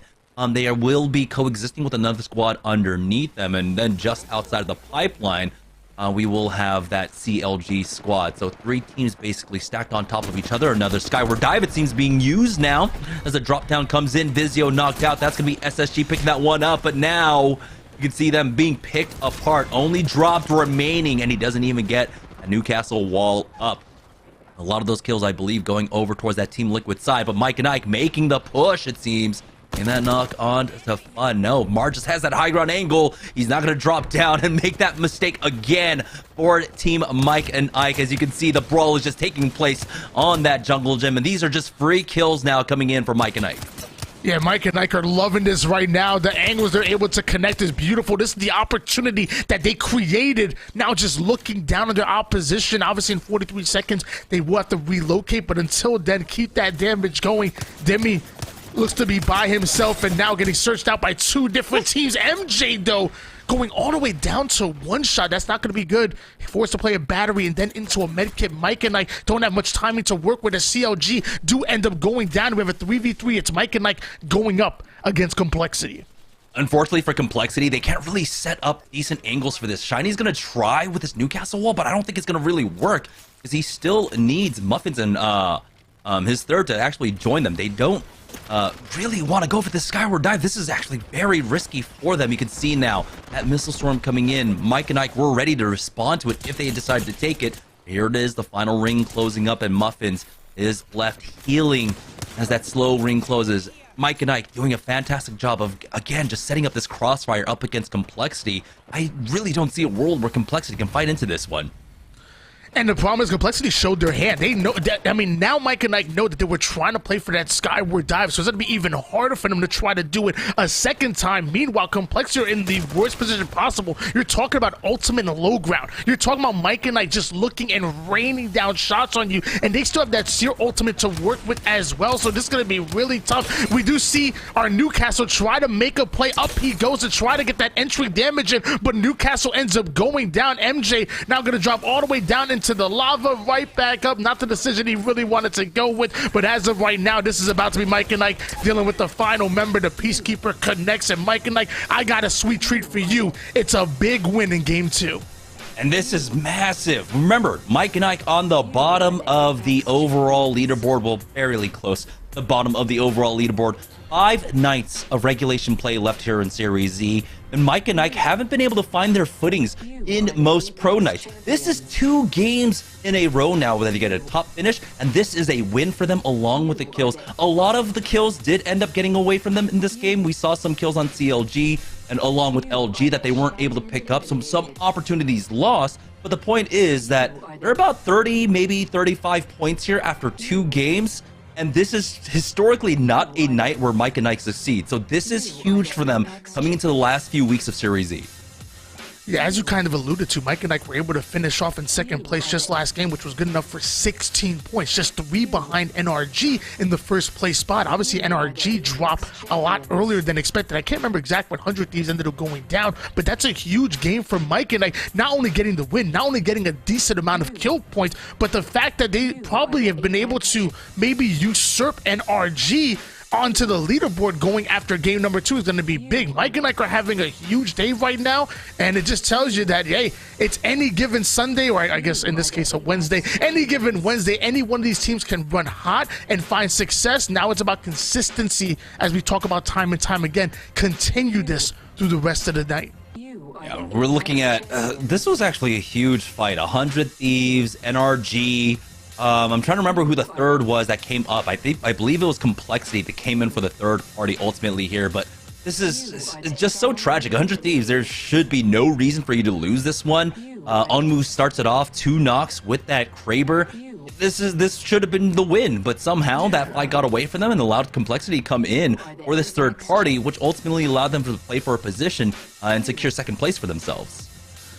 Yeah, I'm definitely gonna watch that again after tonight, because I mean, like I said, I thought the thought process was there. You know, Onmu was a forward player with the wingman and doing a great job of holding them out while the res was going in. I'm not sure what happened. A few missed shots, obviously, but I think it was a little bit more than that. Eventually, 100 Thieves ended up going down in that engagement where, like you said, that should have been a win 9 times out of 10. Either way, we saw Complexity coming in quick, so who knows? Even if they win that battle, Complexity were right on their tails and played that third party too perfection. All right, let's send it on over to Yesa to break down game number 2 for us before we head into our final game of World's Edge. So Yesa, take it away. You love to see it. Mike and Ike very quickly learning from their mistakes, and they parlay that into a very nice victory here in game number 2. Back-to-back top 2 finishes here for the squad. They're definitely going to be at the top of that Mobile 1 leaderboard when we check back in with Jamerson and Wynot here in just a little bit. But let's take a look at our champion squad here for this second game of the day and see what Mike and Ike brought to the table. 8 kills for the squad here, a nice 20 points on the game. Everybody up over 1,000 damage, so really good team contribution all across the board here, and Mike and Ike with a very good game. It's going to be hard to hold on to that first place spot throughout the rest of the night because you know squads like TSM, NRG, Complexity, and more are going to be looking to hunt them down and really take some big chunks out of that lead here very quickly in games 3 and 4, but at the very least, a very strong start here for Team Mike and Ike. Let's take a look at that Mobile 1 high performance moment, and it may be this final play, and I really do want to talk about this because when you go back to last game, we'll talk about it here in a moment. This is actually this fight from Excedrin. Kimchi Lee with a really good black hole early, but the problem is Cruisin doesn't get a good angle to finish those kills, and then the gravity lift gets this team right over their head, and it's Mike and Ike that come in for the third party here at the end. Excedrin gets eliminated, MJ now with a black hole of his own, and they're able to clean up. But this is a good start from Excedrin. You can see the shields broken on multiple players. One player down to about 20 health, and Cruisin is very healthy, but he doesn't have a good angle, and this gravity lift just gets both of those players right over Cruisin's head. Cruisin gets knocked, and it's down to just Coda, Gami here to try and clean it up, and then of course you get Mike and Ike coming in here as well, looking for some more kills of their own. So really well played early from Excedrin, but sadly just not quite able to put the finishing touches on that one. But the big one for me was the end game there from Mike and Ike. We broke it down at the end of last game. Mar going down early, giving NRG the 1v1 that ends up turning around to bite him, then putting Mike and Ike at a numbers disadvantage going into the final fight with 100 Thieves. This time around, they hold the high ground. They don't push too far onto Complexity. They recognize they're in the strong position, and then when it's down to those final 2 players, they work as a team. They send 2 players down, MJ and Wizard Coin, to ensure that they clean up the fight, and it's why they pick up the win. So well played there from Mike and Ike. They've got to be feeling really, really good about the way they're playing so far here tonight. We're going to go to a quick break. When we come back, we've got our final game of the first half. Jamerson and Wynot will have all the action for you from World's Edge when we return.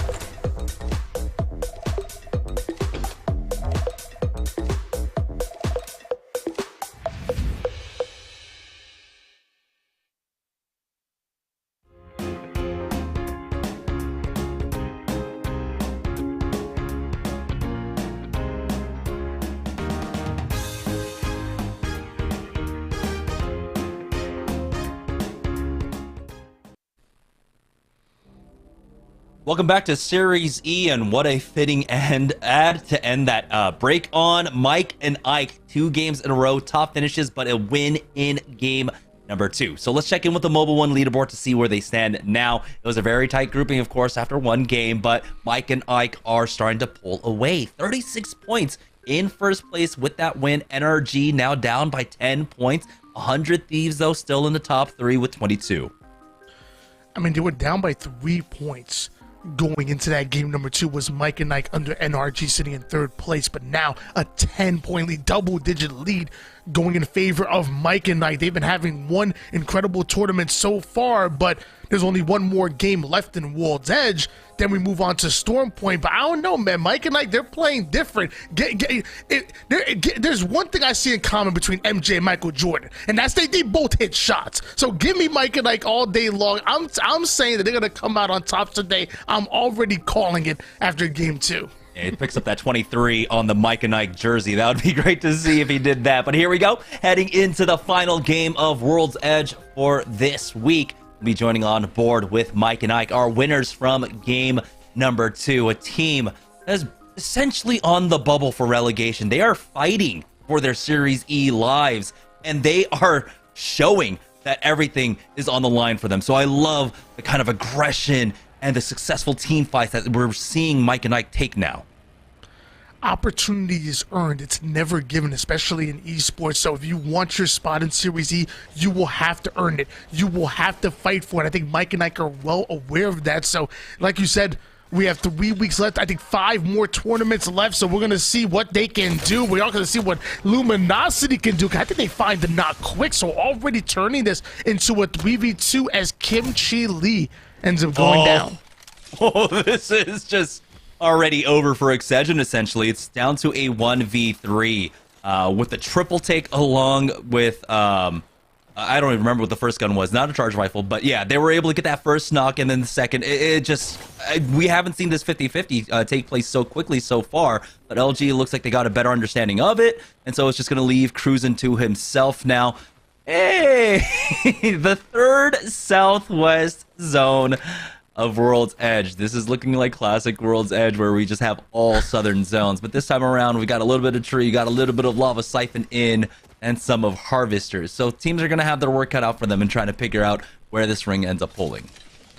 Excedrin now 1-2 in this 50-50 fight against Luminosity. Got the big win in game number 1, but now, so far, 2-3 really going in favor of Luminosity. And that third one went quickly, and that's going to be the last time they'll be able to fight over launch site. As we said before, we're going to be moving on to Storm Point after this.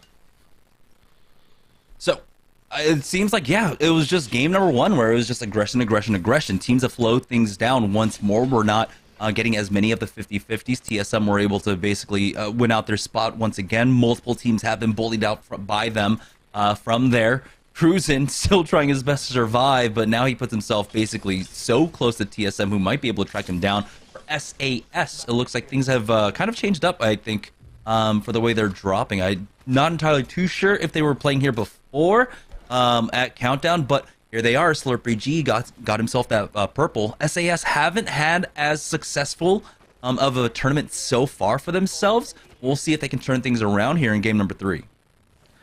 I love how kind you're being about that. I mean, hey, averaging 1 point per game. I mean, this is an abysmal start right now for SAS, especially a team that we have such high expectations for. And I come from the Halo world, you know. I know me Snipe Down. I've seen what he can do in Apex, and 3 points in 3 games is not what you want to see. So we need to see a huge comeback out of SAS. Meanwhile, Intel looking to make a huge play as well. They already have a team in their sights, but now the intel is given to both. We do see Valkyrie end up getting ripped. It's going to be Rambo almost down to 1 shot. Forced to res Sweet, hitting almost every single one of those Spitfire shots. Definitely getting value, and Nathan wants to get aggressive with it. Jet ends up going down. Nathan is not going to give up. 71 breaks down another. That's 2 quickly go down. Only 1 to deal with. NRG getting the intel of Intel's location and putting them to the lobby. That was just complete control of the fight. You saw how they were able to play out their positions. They trusted that 1v1 inside the bubble while someone was holding the exterior. If anyone tried to escape, well, there was no escape whatsoever. For SSG, revisiting some spots that they're probably not too fond of at this point, as Vizio ends up running into TSM. You can't rotate through here and not expect TSM to track you down. But there's 2 members already gone. We'll see if TSM can find a little bit more. Skyward dive is in. TSM taken to the skies to reposition. Looks like the team hot on their trails as well, doing the same.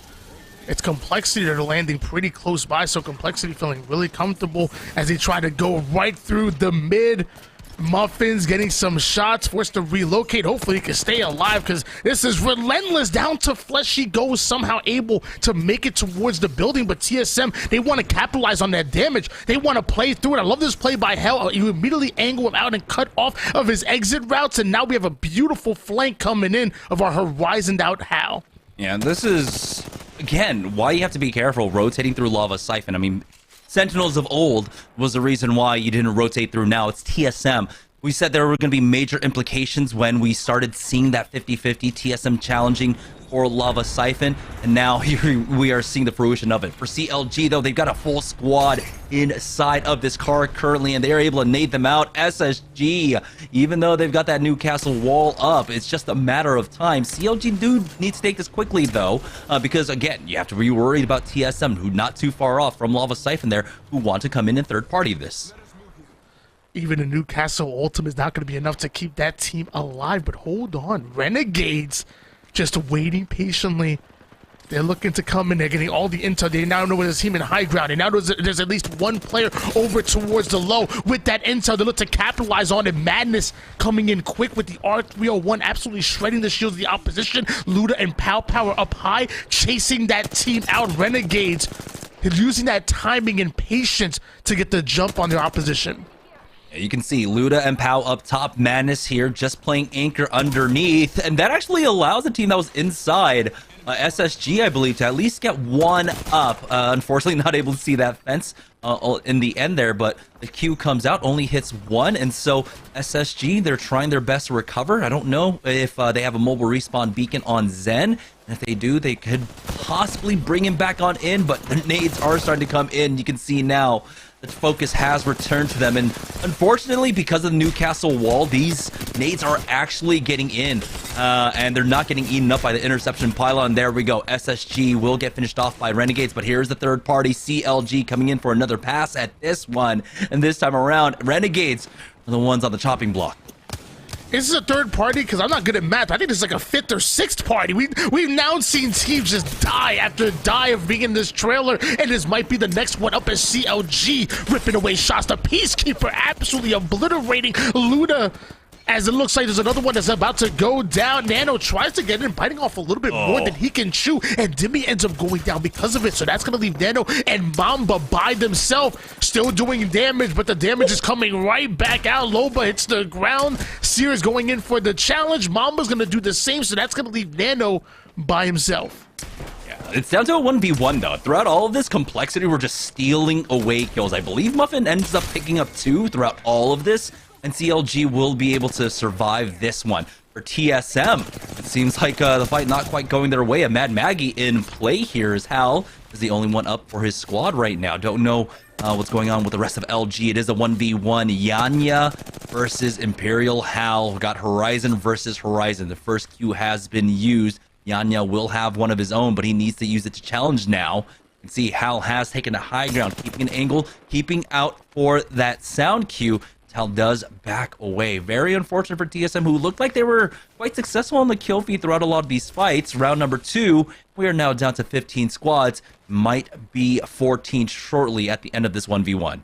Yanya getting very aggressive on the CEO. You can imagine he wanted to win that 1v1 so he could recover his teammates' banners, but now the recognition is coming in. Tyson are in the fight as well, so now there's only so much that Hal can do. I can only imagine his only play is to back down and maybe play the rest of this game as a rat. You're dealing with a 1v1 on top of that Tyson, who are fully loaded, just looking down on you. That is not the equation that they were looking for. Meanwhile, Mike and Ike having an incredible day so far. Made it to the 15th point, so now they're going to start to earn some placement points, but we already know they want some kills to go along with it. Yeah, a lot of this southeast side has been cleared out, though, and they've been looking. Cruisin' has not moved an inch. Well, he probably has, just so he's, doesn't get AFK'd out, or I don't know if they actually removed that or not, but you can see Mike and Ike are on the hunt. They have to be able to spot out someone fairly shortly here, but for Cloud9, making that rotation in from the southeast, or excuse me, northeast side, they do have a team ahead of them. The Exhibit catches out on 2. You can see now Zach holding the angle. Arcstar has come out, but he dishes out some decent damage, and he's ready to push. It's going to be Sentinels on the other side of this one, and Xenox has to be careful eating that Arcstar, but his bat is going off. Singularity pulls him in. He'll be able to clear out that one out quickly. Thermite does connect onto him, It looks like both sides just kind of squaring up now, pushing up. They got the crack, and they get the first knock. Rocker goes down. Here comes the challenge from the rest of Cloud9. But Sentinels are ready for it, taking out one more. So Sentinels clearing out Cloud9, already on the hunt. You can see looking for the third parties, but nothing coming in quite yet. And so the reses are coming out for Sentinels. But here it is, Complexity now coming in for the third party. It's a little bit long distance, but they are getting the decent damage out. You can see that Syracuse landing, Exhibit going down, and now they want to push up. You said both of those squads were squaring up, and clearly Sentinels having hands. They dealt with one, but Complexity, they don't like a fair fight. Oh, they're going in for the jump. Shiny ends up going down. We now see Bucks trying to angle out our Valkyrie players. Sentinel still sitting up high though and very comfortable indeed. And now we're seeing the drop down. You're only having one more player to deal with. Vizio from afar is starting to greet from across the map with the longbow, but Sentinel's able to survive through one fight and now might be able to finish off Complexity as well. Oh man, Complexity had their opportunity, but it was just so far away. You saw the distances that they were coming from. That the reset was there. That Cloud9 were ready to slap that one down, and now they're just rotating out. TSM has been spotted out. That's going to be Messiah picking that one up, taking them down. We're now down to 13. Now we do have, looks like Complexity still alive with their third, coming to pick up the banners. This is just round 2 closing, so he did have multiple medkits, I believe, and should be relatively safe in trying to get them back on in. For Sentinels, though, they're rotating through, and they already lost out on Senox. Now it's just a matter of time. NRG on the hunt. Complexity ends up getting finished off. Vizio were there waiting for those banner pickups. Sung ends up picking that one up for Vizio. NRG already having plenty of kill points right now, but they find themselves within 12 squads, sitting in second place, 10 points behind Mike and Ike for that first place spot. NRG have been having one heck of a week. Meanwhile, Sentinels having one heck of a storm they're dealing with. They're not getting greeted by players, not just Vizio, they're getting greeted by the storm as well, and Vizio has just been holding them out. How annoying must it be for you to try to deal with multiple fights, trying to get within the zone, and you just see Sung and Borton with the longbows and the long range putting down damage, making sure you cannot get within the inner zone. Yeah, and he still has 2 stacks of longbow shots remaining there with the sniper rifle. And their path to get into the next zone, it seems pretty clear. No one should be playing inside of that tunnel on the lava siphon side. So they should be able to just move in from there. And so they can take their time. We're down to 12 squads here in round number 3. You can see Bourne has been holding down that angle for the whole time. As we join on board with 100 Thieves now. They do have the train cart respawn. Basically tracks held down, and I'm wondering if that's still Renegades that might be underneath them. Inside of the car, they were ended up, I believe, forced in there. Ultimately, no, CLG picked them out, pick away this position. They're back here and ready for this one. This is looking like it's going to be a classic circle where it basically ends just on any side of this car. CLG sitting towards the low ground here, but able to hold out with the trailer. That Watts are going to be an absolute nuisance for anyone trying to get into the fight here. You have 100 Thieves right above them, which, by the way, right above them in placing as well. You have CLG in 4th, 100 Thieves in 3rd, and 100 Thieves have been playing lights out. If you take out that one bit of blunder in that fight over towards game number 2, I think 100 Thieves have been looking great so far, and I'm really excited to watch them do their thing. But high ground so far as we switch on board with 100 Thieves. This is the calm before the storm, but Vaxilon taking a lot of damage there. We see the Newcastle Q coming in to try to provide some kind of cover, but it's Nerf that are already looking to bring one down to one shot, looking to find himself the knock as well. Vaxilon ends up going down, so now only 2 more players in front of them. Nerf look to aggress, trying to finish. It's Messiah getting value at an R301.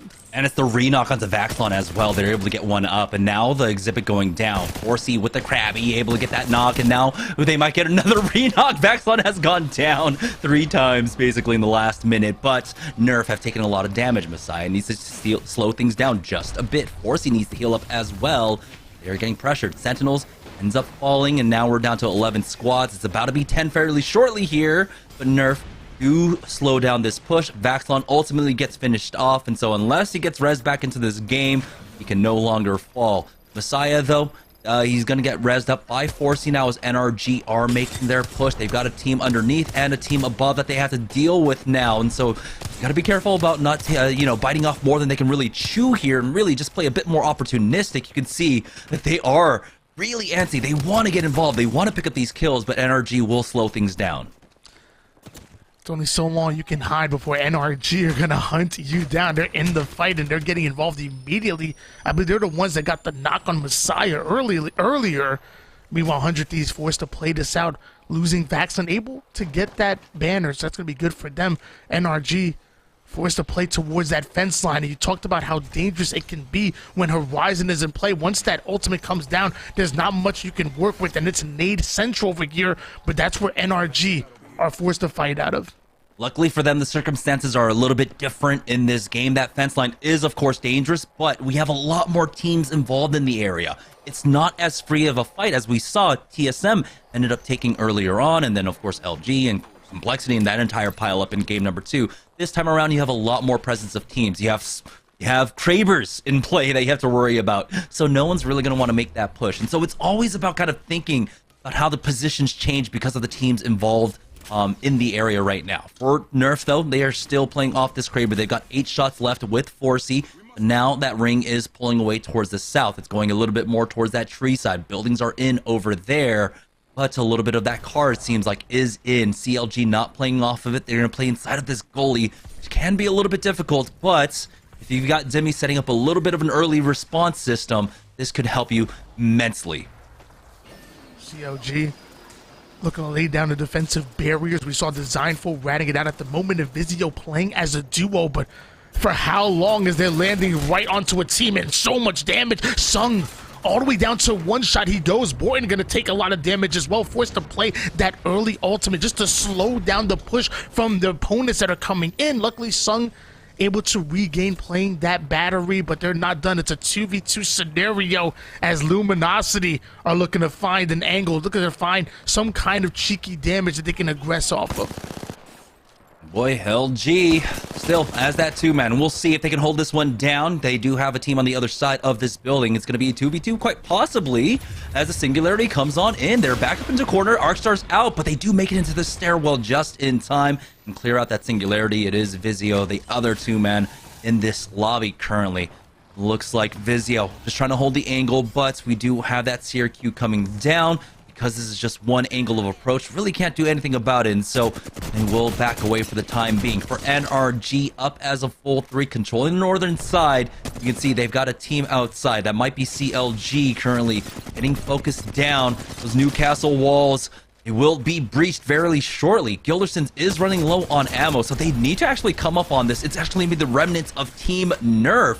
As you can see, Forcey getting pulled in from that Singularity, and he connects with one last goodbye parting shots. But now NRG, they have to deal with the repercussions of this. Nathan bleeding out on the ground. They have to try and recover him. NRG were looking so comfortable, but I mean, so much open space for them to get shot at, and Nathan ends up going down. I believe he might have been thirsted. It's Nano and CLG that are pushing them out, so Guild's gonna go down as well. That's gonna leave Sweet by himself. CLG looking to introduce NRG to the lobby as they're quickly playing the res. Nano's right back up. CLG about at full form, and I think Sweet is by himself for NRG. Meanwhile, LG still in his 2v2 battle. Excellent shots with the car onto one, shredding the shields. Forced to back down, play a bit of battery. Luminosity want to play this carefully. They want to make it out of here. They want to get to that 6 squads and then push out of this positioning. Luminosity now going to allow the zone to do most of the work. One quickly goes down. It's going to leave the other by himself. Vizio ends up getting eliminated.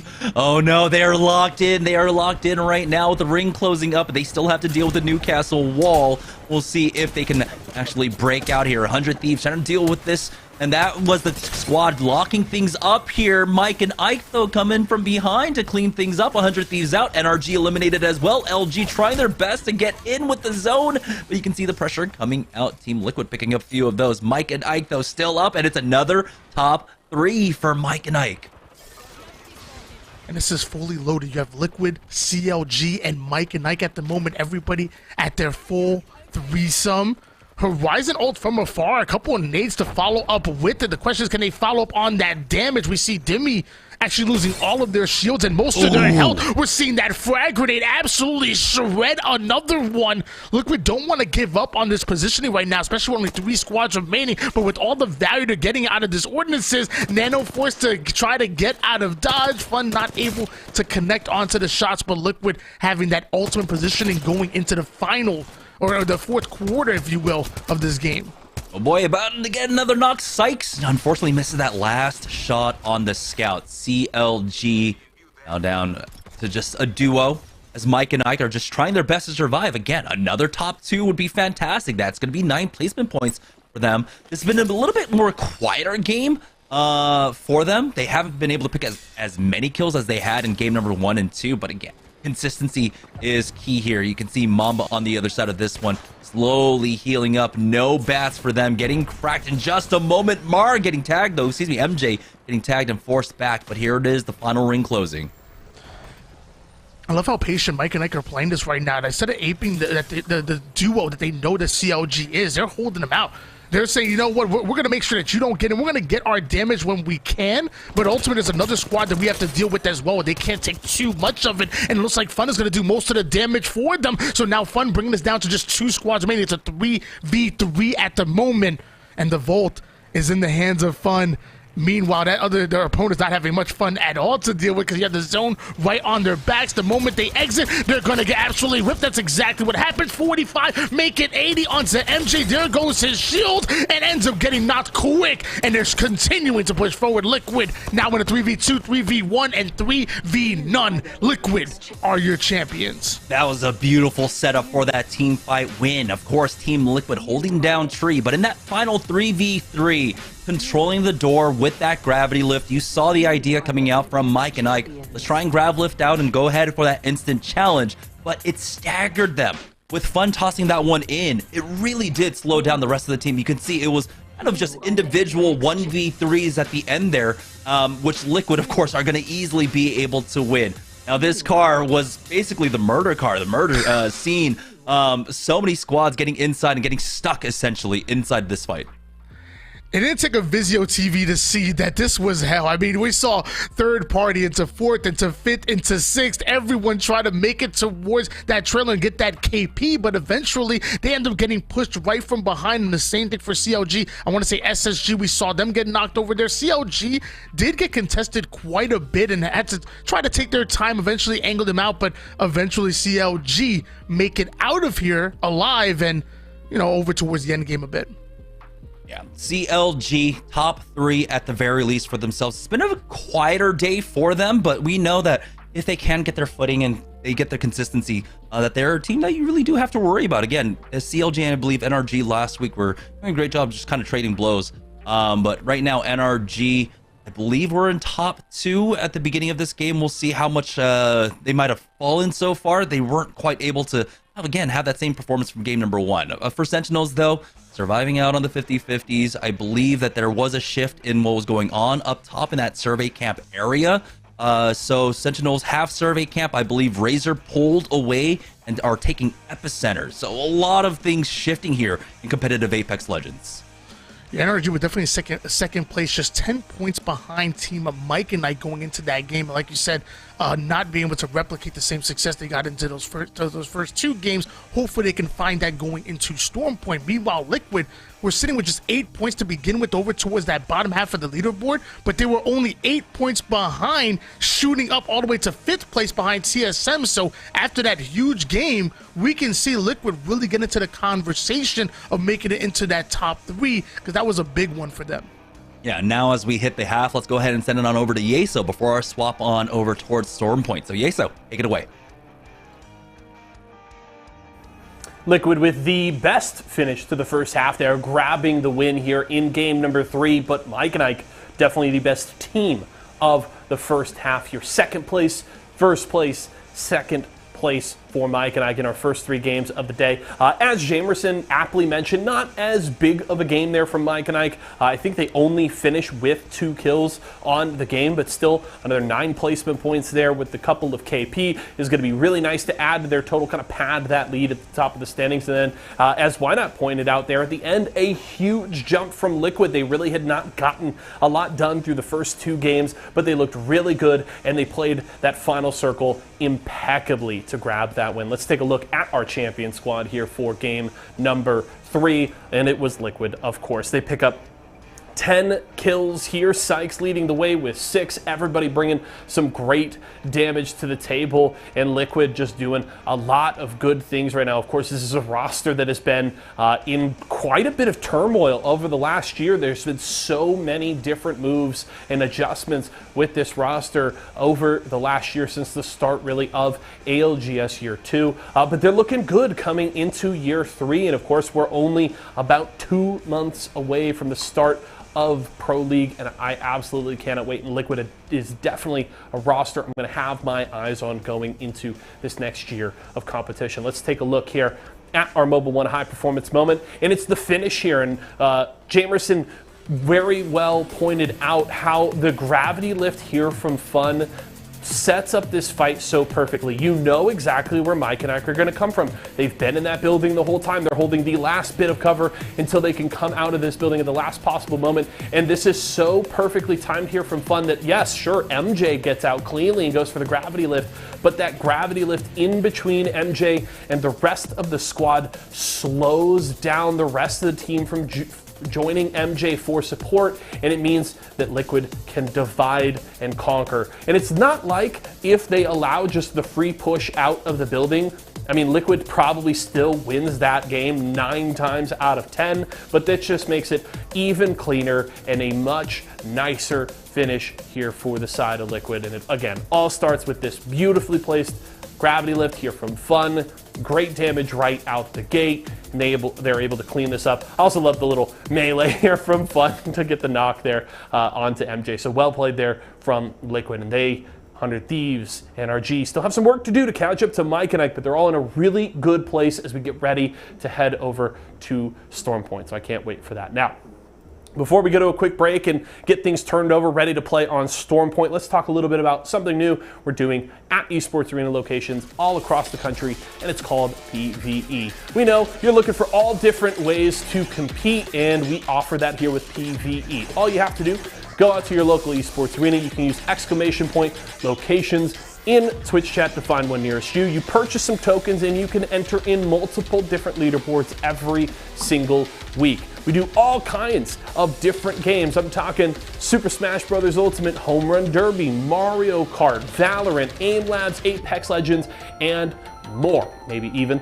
some Beat Saber. So if you head out, enter in these leaderboards, put up your best scores, you can win. We've got thousands of dollars in prizing every single week, so you can go and win. And we've got some awesome stuff going on with our friends over with the Quest this weekend. So make sure to go and check out maybe some little bit of VR PvE gaming this weekend at your local esports arena.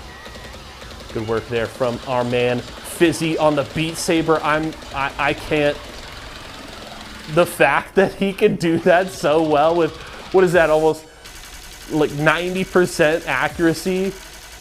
I couldn't keep track of all of this. This is why I always argue that I could talk about games. I cannot play them because these hands just do not work as well. I could, I could sit here and talk about Apex all night, but you try and put me in a stacked lobby, and I'm going to absolutely fall on my face. But yeah, go compete in PvE this weekend. We are going to go to a quick break right now, but when we come back, we're headed to Storm Point for Game 4. Jamerson and Why Not we'll take a look at that Mobile One leaderboard and get you ready for the second half when we come back. Listen up. Esports should be for everyone. That's why Esports Arena's launched our own tournament series called Player vs. Everyone, where you get to compete at multiple different titles, multiple different locations, whenever you want. Just watch this and check it out. I believe we have the best Apex Legends PvE player. Oh, I think he's close to breaking the record. Best Apex Legends player in Scottsdale, Arizona. Whoa, Tyler, hold up a second. We got someone out here in Salt Lake about to smash the record. What'd I tell you? Salt Lake City every time. PvE has something for everyone. Here in Miami, we absolutely crush it at Mario Kart. Come to the final part. Oh, there we go. And that's going to be the top score for the day. See if you can beat that on the leaderboard. The day's not over yet, Luke. Here at Esports Arena Cincinnati, we have somebody who's going to beat the Mario Kart record. So close. But the good news is you can always try again. That's PvE in a nutshell. So find your nearest Esports Arena because it could be you atop the leaderboard. See you later.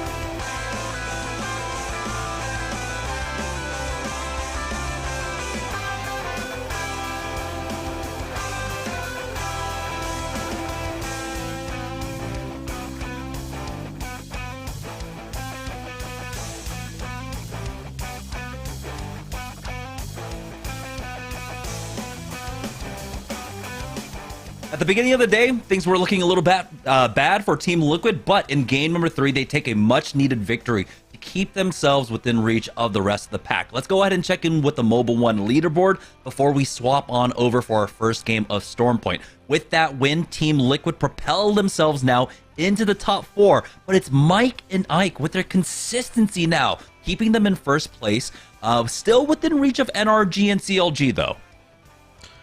Mike and Ike have been absolutely killing it all day long, and it raises some questions to me, like, how the hell are they in the bottom 2 so far in the overall leaderboard? Like, I can't believe that this Mike and Ike team is the same that's over there, because if they continuously play like this throughout the final 4 games and going into the rest of the season, I truly believe they can find themselves within that top 3. They've been playing absolutely lights out, and not even just against, our partner squads, but also against the likes of NRG, CLG, Liquid, TSM. They're holding their own and thriving so far. Yeah, we have to remember that Mike and Ike were also a later addition to Series E for Season 5, and so they came in a little bit later. We gave them some points, but they have been making up ground, and ultimately, this is a newer roster in terms of competitive, so they are still getting their feet underneath them, and I think they're doing a fantastic job of it, especially with some of the fights that we're seeing them take. Right now, though, at 47 points, they still have a lot more to make up. You can see that they're currently about, 29 points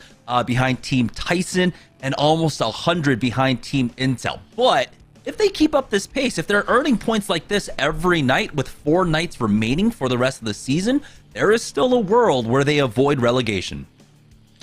Yeah, I mean, I wonder if Tyson and Intel are playing as anywhere near. I'm looking at Tyson right now, so far in 12th place, so not exactly where you want to see them, and Intel in second to last. So, hey, like you said, you keep putting up bombs like this, and we can see you within the top 3. It hasn't been said and done just yet. Meanwhile, NRG also coming out pretty consistent. They end up getting knocked down a bit earlier than expected, but now we're totally flipping the map. We're going into Stormpoint. So those same strategies that you used on World's Edge, you might as well toss them to a side, because Stormpoint is a completely different beast. In fact, I think there's a downed beast on the map as well. Yeah, it becomes so difficult. That one's on the north side of the map, and we know that the north side of the map plays so fairly different because of the height elevations from north to south. That is a huge concern you have to have. Well, particularly from northeast down, from that way. So it becomes, yeah, like you said, a completely different map. It's just playstyles have to shift. We'll see.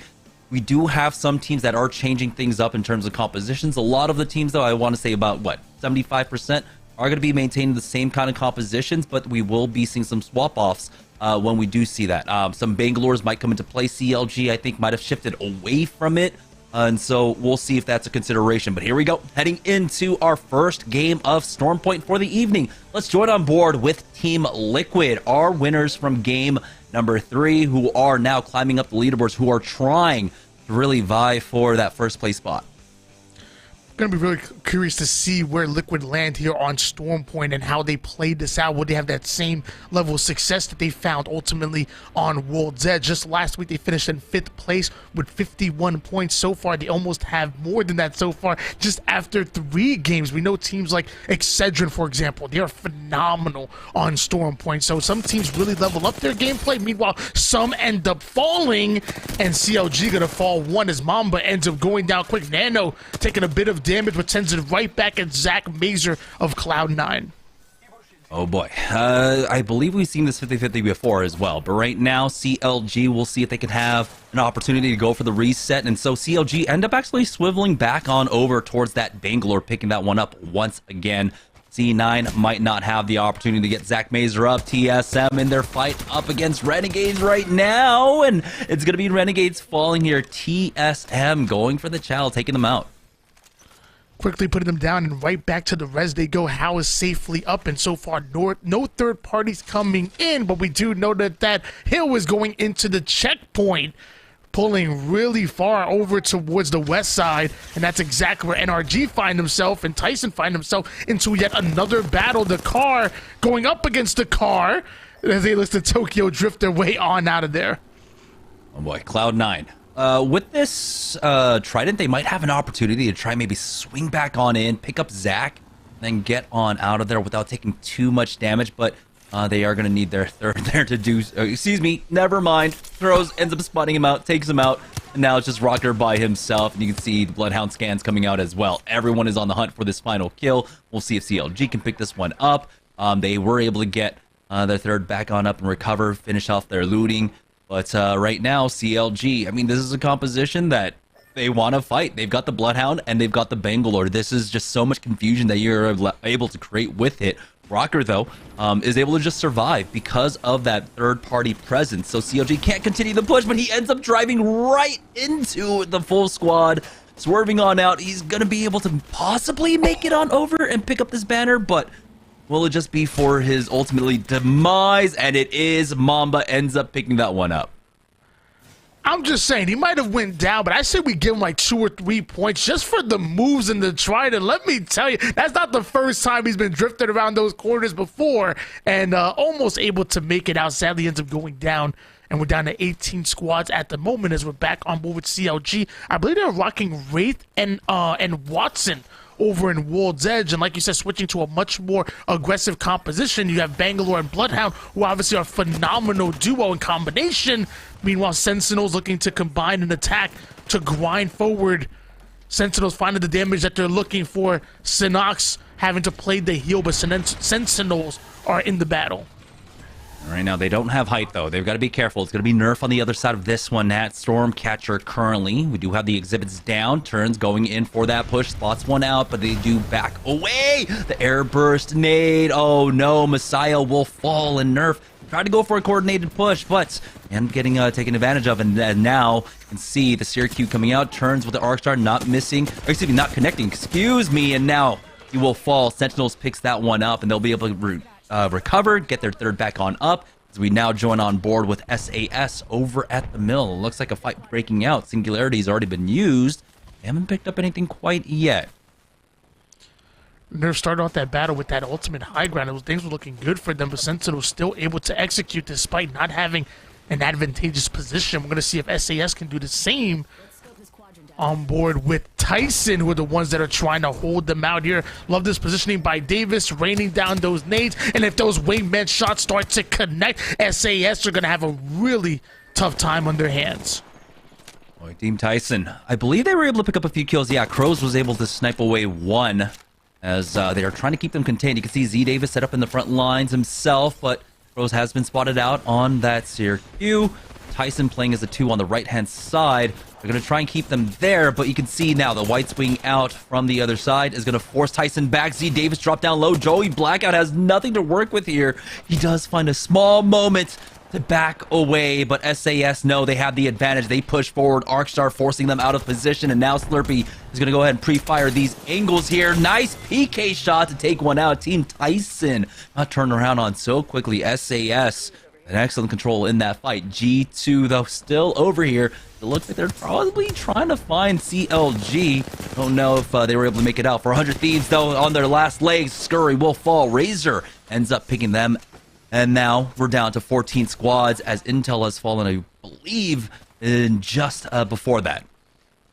With the map as big as Storm Point, you would think the gameplay tends to slow down, but we're in game number 3, and a lot of teams have to try to find some kill points here, so things are getting very aggressive, down to 14 squads before round 1 zone is even finished closing in, and G2, they're searching. I believe they think there's a rat somewhere around here, so they're searching them out, finally able to find out where they are. CLG, though, our full-man squad are looking to fight.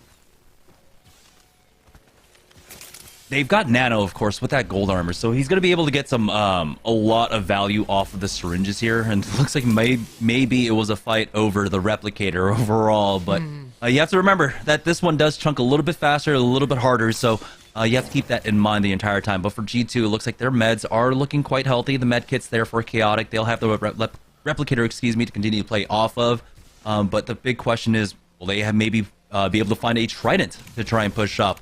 Looks like even some shields getting upgraded here for them, armors getting upgraded for themselves. So it looks like it might be just classic G2 gameplay. 4-team Vizio, though. We haven't been able to talk about the ring because we have so much fighting taking place. They have found themselves in a pretty decent spot over here. And so right now, as the ring continues to pull over towards Checkpoint, they'll look to possibly gatekeep from the southwest side. But now they've got some pressure coming out from Complexity, who are inside of Checkpoint as well. You know, I was questioning the play by G2 right there to fight over that replicator, but like you said, it's classic G2 play. They want to fight towards the edge of zone. They're a very aggressive team and very confident that they can win a lot of these gunfights, so they're going to play in the zone. They're going to make sure that they're coming out toward the edge and hopefully safely, and then really start to pick apart their targets with being able to win these individual and team gunfights. Hopefully it works out for them. Meanwhile, TSM also playing that edge of zone as well. You have Reps connecting shots with the G7 Scout, having about 2 minutes to work with, so that's plenty of time for TSM to do damage. Yeah, for TSM, they haven't really moved far from that initial 50-50 they took up against Renegades here, but there's a small moment. They might actually run into Sentinels, who are actually crossing their paths fairly shortly, and really, there might not be an option to actually get over this wall. We'll see, though, as you can see, Excedrin as well, playing hard edge. LG still over at Fish Farms. That's a little bit worrying for me, because LG is one of the farthest teams out right now. They might have access to a Trident, and they do. So that is, I guess, at least my concern kind of abated at this point, but Enemy has to be careful a little bit. He does have the timing down on that medkit. He should be safe, but yeah, they need to start getting a move on, because in about another minute, that ring will start closing in, and of course, they have to take their time to pop out for the driver, swap, do all that stuff. So right now, LG just playing hard edge. High risk, high reward. We're going to see if it pays off for Luminosity. Have a long rotation to make it towards the zone, but I'm sure nobody's expecting anybody to come out this late as Luminosity looking to make their way in with the Trident. 52 seconds left until round number 2. Zone starts to turn to 3, and although that's not exactly dangerous territory, I definitely wouldn't want to be fighting in a round 3 zone. Switching gears over towards Sentinels, who have a team in their sights, so a building battles about to ensue. Not sure exactly who their opponents are, but I do know that Synox has that 30-30 Peter, and of course it's TSM. They're going to be their opponents. Yeah, TSM have been just taking their time here on the northeast side. They've really been under no pressure other than to play northeast. They have been spotted out by that Seer Cube, but you can just wait things out for now. TSM, though, we'll go ahead and take some time to hit up some more loot here, and you can see that Senox has been able to spot out all of them. They know their positions, but don't know real quick if he does have his exhibit, and he does. And so they're going to be able to play off this nicely. If they just go ahead and toss it on that wall, TSM won't really have the opportunity. You can see now setting it up, and that's going to be a free exhibit, but Verholst instantly deletes Crust, and now Senox, he just gets flanked, and TSM end up losing out on Hal, but that fight was just seriously one-sided. The timing on that was just terrible. I think they played it well. Sentinels wanted to get aggressive off of that Seer ultimate, like you mentioned. They placed it well, but the moment they were ready to aggress, Verholz just hitting wingman shot after wingman shot, absolutely shredding Crust, turning it into a 3v2, and they were already committed to grinding forward. Sentinels end up going down, but I love the thought process there. Meanwhile, CLG ends up fighting their own Mamba, ends up going down. That's going to be bad. Now might be a 2v3 scenario that we're looking at here, as Slurp is going to be awarded the down on that. It's SAS that are surrounded this building, finding multiple angles. 99 to the body of one, putting the shot into the body. One ends up going down, so now it's a 3v1. Man, make that a 3v none once again. SAS able to bring us down to 12 squads. Clean fight for SAS, and as they clear this out, take a look at how much of that ring is actually in. We'll find out in about 10 seconds if this actually pulls away and shifts from Countdown and actually goes up towards its northwest side. But with taking this fight, with taking out CLG, they make this a lot easier to hold, and they still have that option with that Skyward Dive to make their way into checkpoint if this ring pulls and shifts away. But take a look at the position for Team Liquid, for Excedrin. They're thinking this one ends up pulling towards that north side, even though I would say, what, 60, maybe 70% of that zone is in on that checkpoint area. You're still playing for that, I don't know, 1 in 7 chance where it pulls away to the north. We see LG and SSG started to duke it out, but the same for SAS and G2 as well, over towards that edge of Storm, and it's LG having the high ground. Love the shots on the G7 coming out of our Valkyrie player. Gonna play a bit of a battery, trying to avoid as much damage as possible. You know that Bangalore ult can do some damage. Hold, and so can SAS. Snipe down, able to find the angle onto one as much as possible, but down to one shot he goes, so he's gonna end up going down, leaving Abralelli by himself. But Abralelli simply wins those, takes down Chaotic. Much has to deal with the Horizon ult, and I believe it was a 1v1, but designful, able to clear things out. But LG still in their battle against SSG as well, so whip out the G7. Hipfire gonna take down one. LG having the advantage in this fight, and SSG are in the lobby no more. Back they go, but Vizio coming in with the third party. Yeah, but the important part was that LG mid-fight was able to, I believe, recover. I believe there was a massive in play that ended up taking one of them down, and so that makes this reset that much easier for themselves. They were able to just get some quick armor swaps. It looks like a lot of the deaths are inside. So Vizio unable to really take advantage of this, but Nasal does go down. There it is, the trade for Sung, though. It's down to a 2v2 as the push out on that stairwell comes in. Arcstar out just to control it for now. Yanya will go ahead and take height once more with enemy. Now LG pushing the issue, loses out on one. Blitzen ends up finding that massive. It's down to a 1v1 though. Here you go, playing around, and it looks like, unfortunately, your own gravity lift working against you, and there's not much height in that building at that point, and so LG are able to swap down that third party, but now they need to find a moment to go for the res. I don't know. It doesn't look like they have a mobile respawn beacon for enemy. We'll see if Yanya is able to find one for himself and get his player back on, and it doesn't look like he gets it though, unfortunately. And so the next respawn will be inside of checkpoint for them. I'm sorry, but I really think Vizio had to win that fight right there. I mean, LG are not even fresh off of a fight just seconds before taking down SSG, and they weren't even, like, you know, fully regained off of that. They had to jump on him. Vizio had to execute, but LG coming off well and able to take them down. Meanwhile, TSM take to the skies as we're down to 9 squads, just 26 players on the map, and TSM make it into the zone, and so far don't have much to deal with just yet, but NRG are in the general vicinity. And this is the thing about the round 3, round 4 rotates, especially in this meta where so much of the lobby dies faster than we're typically used to, is that center zone, you're gonna be able to get a free Valkyrie rotate a lot of the times, especially when there's so many buildings involved. Before, you know, we saw it a lot of times when teams were picking up the Valkyrie meta. If you tried to go for that ring 3, ring 4 rotate, it was basically just a grief for yourself and whatever team you ended up landing on. For Mike and Knight, though, still playing on the edge, they end up getting one knock onto LG, and despite the heroics coming out for them, it looks like this might be the end of the line for them. Hold on, here come Complexity out of nowhere, though, so not just a clean fight just yet. Looks like MJ was able to get that knock onto enemy, but you're forced to rotate away as Complexity looks at third party. The intel is down, but now they know that They're trying to retreat. They're trying to get out of dodge, but Complexity are not going to allow this to happen. The flat line going to work against their opposition. Force between Complexity and the zone. I wonder how Luminos going to make it out of this one. By the way, look at that ring pull for the teams that were playing for that northern pull. They are going to be able to benefit off of that. You can see now that very little of checkpoint is actually in. I believe Team Liquid are set up on that northern side. Complexity need to fight through this now to try and have a shot. So we can see that they do have a team cornered back here. Seer Q actually catches out on the opposing Seer. They're trying to get a cheeky angle here. Not able to find it quite yet, but Razor's coming up right behind them. And no, they leave themselves underneath. And no, the Mad Maggie ultimate coming in as the shots are ringing out for Blake Yu. Hasn't really gotten the crack quite yet. The Newcastle wall has gone down. And this is such a weird fight, but Razor gets that first knock.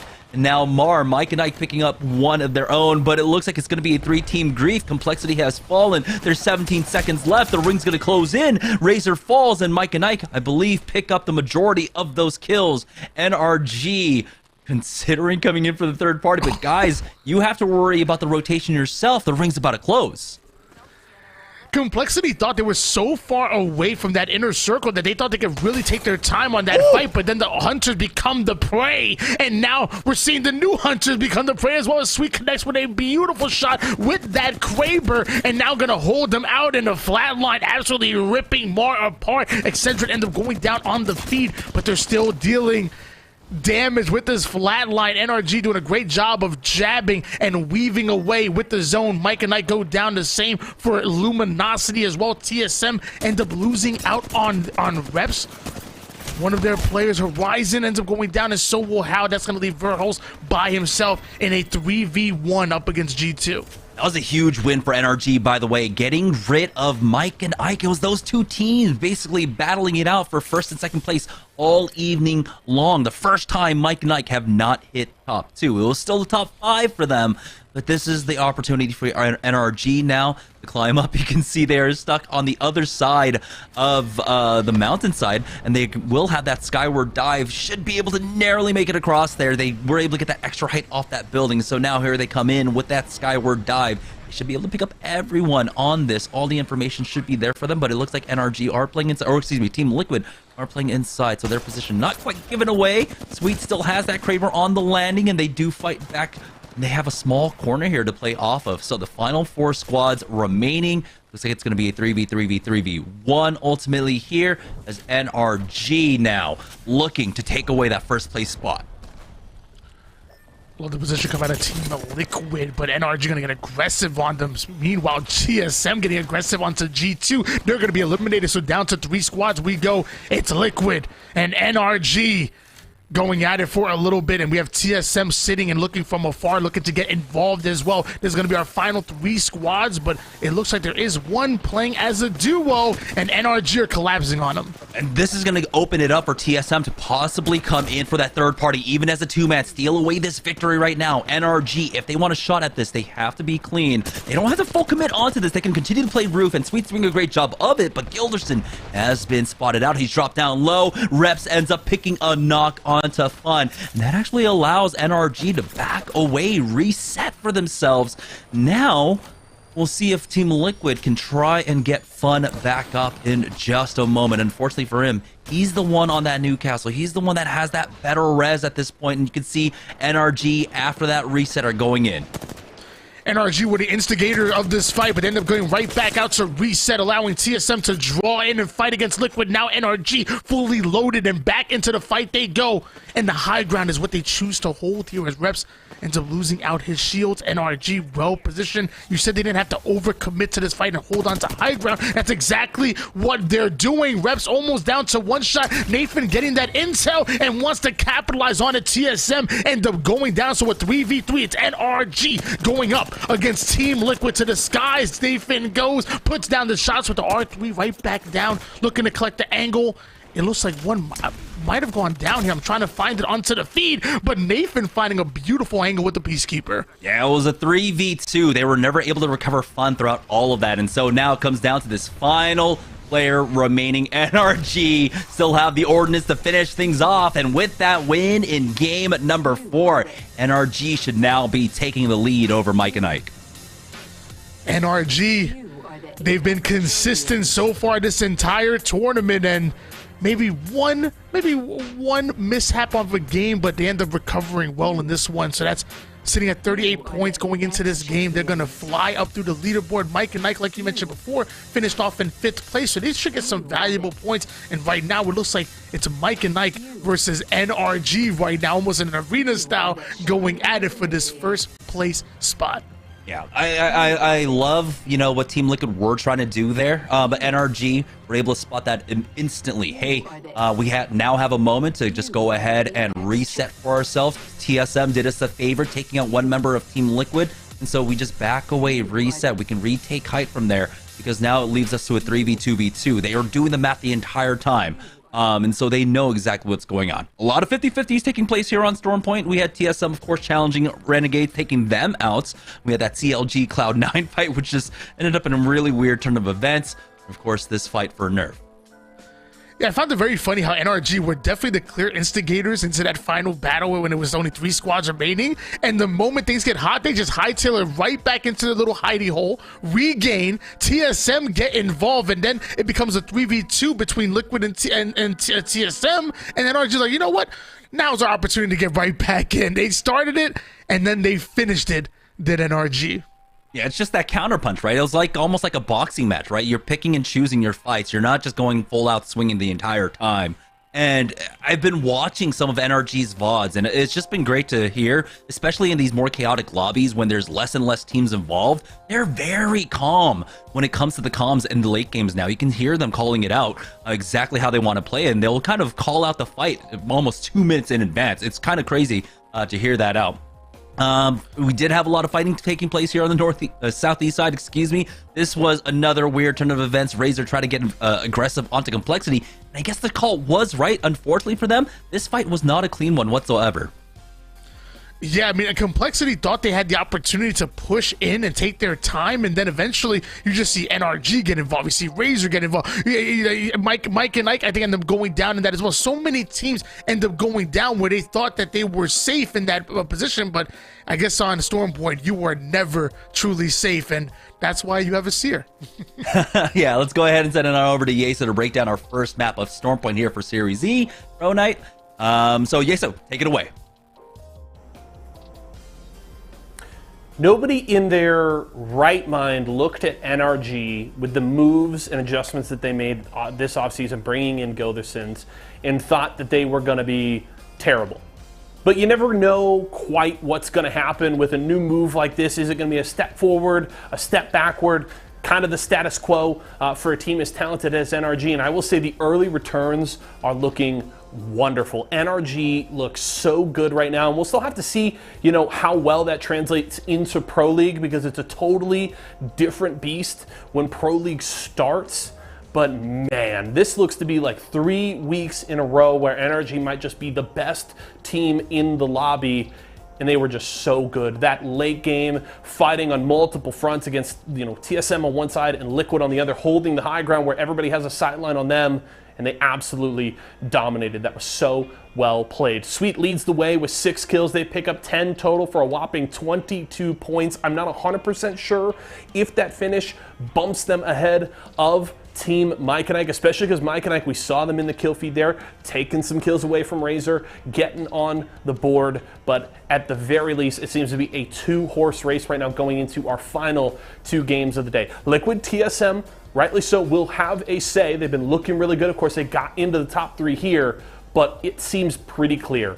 NRG and Mike and Ike have been a league ahead of everybody, at least in tonight's competition, and I cannot wait to see how it finishes out here today. Let's take a look at our Mobile One high performance moment from earlier on in the game. And it's LG here, dropping down from the roof, trying to clean up some kills. You get the knock there onto Frex, and LG looking to clean things up here, and they absolutely do, wiping out SSG. But the problem is, Vizio is here for the third party and Sung with those early shots, but the Bangalore smoke does some good work to stall, but Sung finds an angle there through the window for a shot, and then it looks like, hey, we're ready to push up the stairs here. What can we get? They were able to get in and stall, delay any sort of looting here, and LG comes out and they absolutely clean up this fight. So back and forth from both squads here, and of course losing one player is going to sting at this point in the game, but such a back and forth fight here, and somehow LG, despite everything going on, cleaning up here. The gravity lift, not quite enough to get Vizio to safety. That was that was chaos. I mean, usually we have time to look at a replay 2, maybe 3 times. That one's so long and there's so much going on that we can only take one look at it there. But well played from LG, and that's like a really tough spot to be in, that third party. Pretty well timed, but LG able to buy enough time, get inside, protect themselves, come out for the push onto Vizio, and they clean it up there. So good clutch up from LG there in game number 4. We're gonna go to a quick break right now. Do want to remind you, if you're looking to pick up products from any of our partners here at Series E and Esports Arena, you can see them at the bottom of your screen. Head over to walmart.com/esports arena. You can grab yourself a brand new Vizio TV. Maybe you need some Razer peripherals, or you need some snacks from our friends at Mike and Ike and Tyson. It's all over there and more. Now we're gonna go to this break. When we come back, we'll take a look at the state of our Mobile One leaderboard and get ready for our final 2 games of the day. Tyson boneless buffalo bites have that tasty kick of flavor, so they're perfect for any get-together. If there are any left when your guests arrive. Tyson Anytizers Chicken. More kicks of flavor, more smiling snackers, more to love. Tyson. I'm fading! One bad headache can crash your entire game. Excedrin relieves headaches fast. Excedrin, game over for headaches.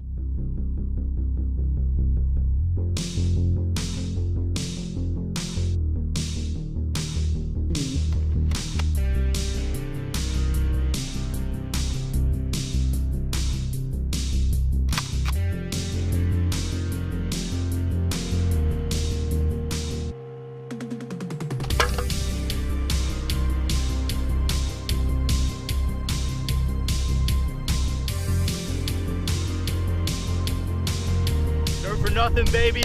Let's get in there.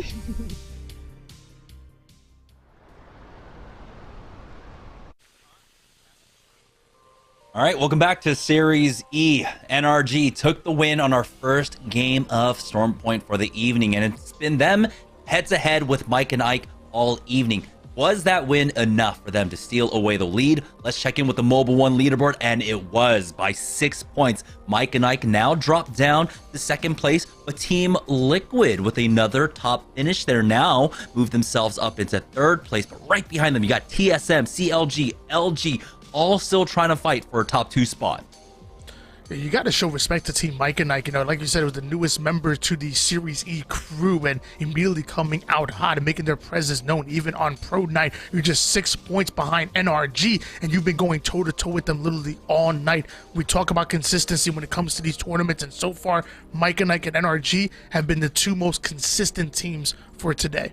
Yeah, and again, it started off with a huge shift in momentum. Overall for Mike and Ike when it comes to the pro nights. We don't typically see them have this kind of performance, but it seems like they've changed up something. I don't know exactly what it is, but it's working out for them. And if they continue to do this, there is a world, like we said, where they avoid relegation. I'm going to keep driving that narrative because it's so important here in the final weeks of Series E. But as we head into game number 5, let's join on board with our winners from game number 4, and it's going to be NRG.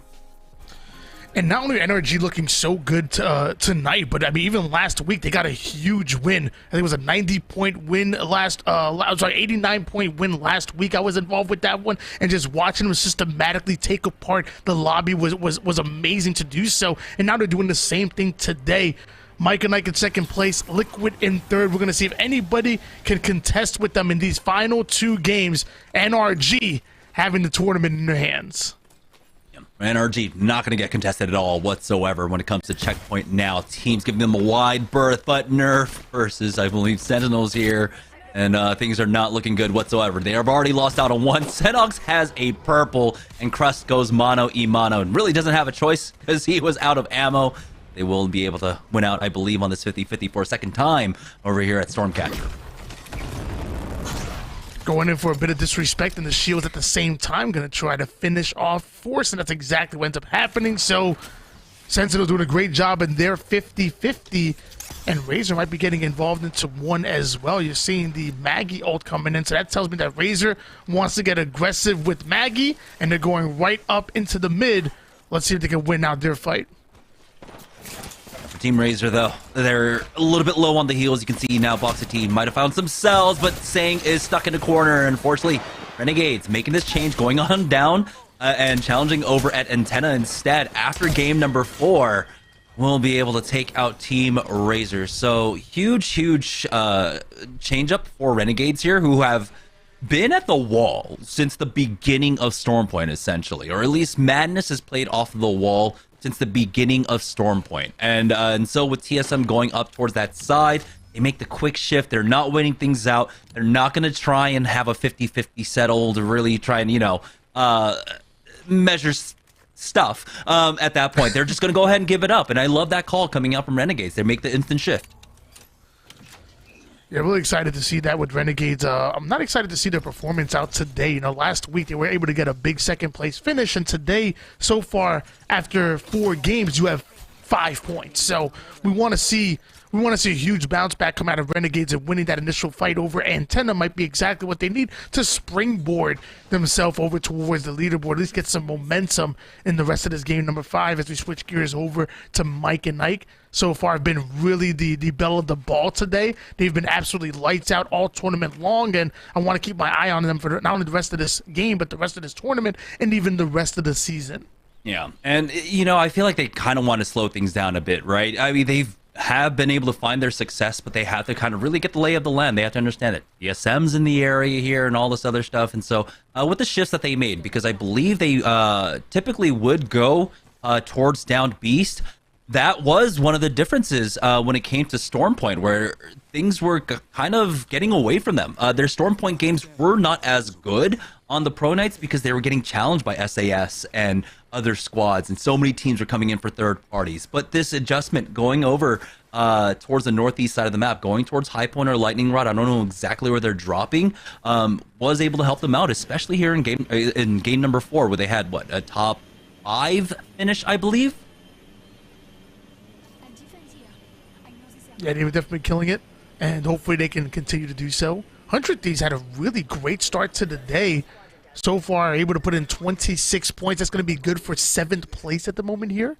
On board now with Complexity. Complexity was a part of that, 6-way deadlock over towards his exact positioning on the map earlier, felt like. And now we're going to see if they can become successful chasing down our single player here. And it looks like they actually really are going to hunt him down. They're going to be relentless on this. And it's a nerf that's down to just a rat taking to the skies, trying to get out of dodge. I can only imagine that Complexity are going to give up on their chase and maybe get into a different angle. It looks like Nerf might have flew right over another team, and C9 might be having high ground onto their opponents as well. This has to be CLG coming on in. It looks like maybe the Bangalore Ultimate was already expended along with that Beast of the Hunt. CLG, though, they still have time on this Beast of the Hunt, but they're just going to play around. You can see how much power that Seer exhibit has. You toss it down, teams just don't want to fight into that. So it works kind of like how a Gibraltar Ultimate used to, but you have to remember, Gibraltar Ultimate doesn't last that long. That Seer Ultimate, it feels like an eternity. Yeah, the last thing you want to do is fight a team with that much intel. It's really tough when you're dealing with the Seer. I love me a Bloodhound, but man, Seer is that ultimate intel legend in Cloud9.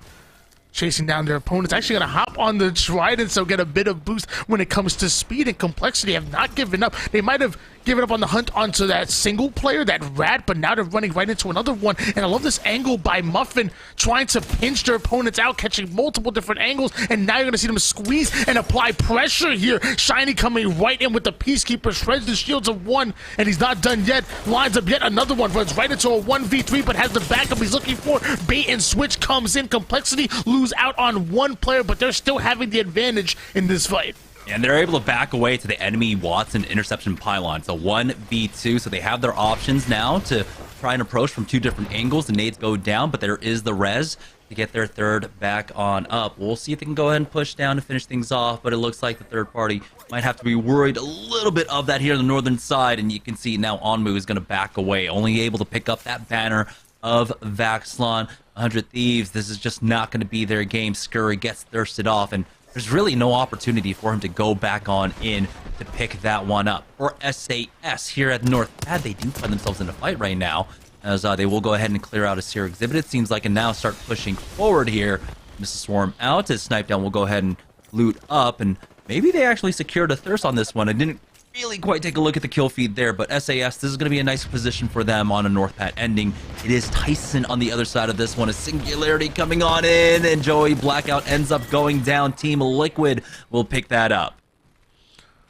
Team Liquid quick and efficient with that gunfight. Looks like they're taking some damage from afar as well. So far, avoiding the third party.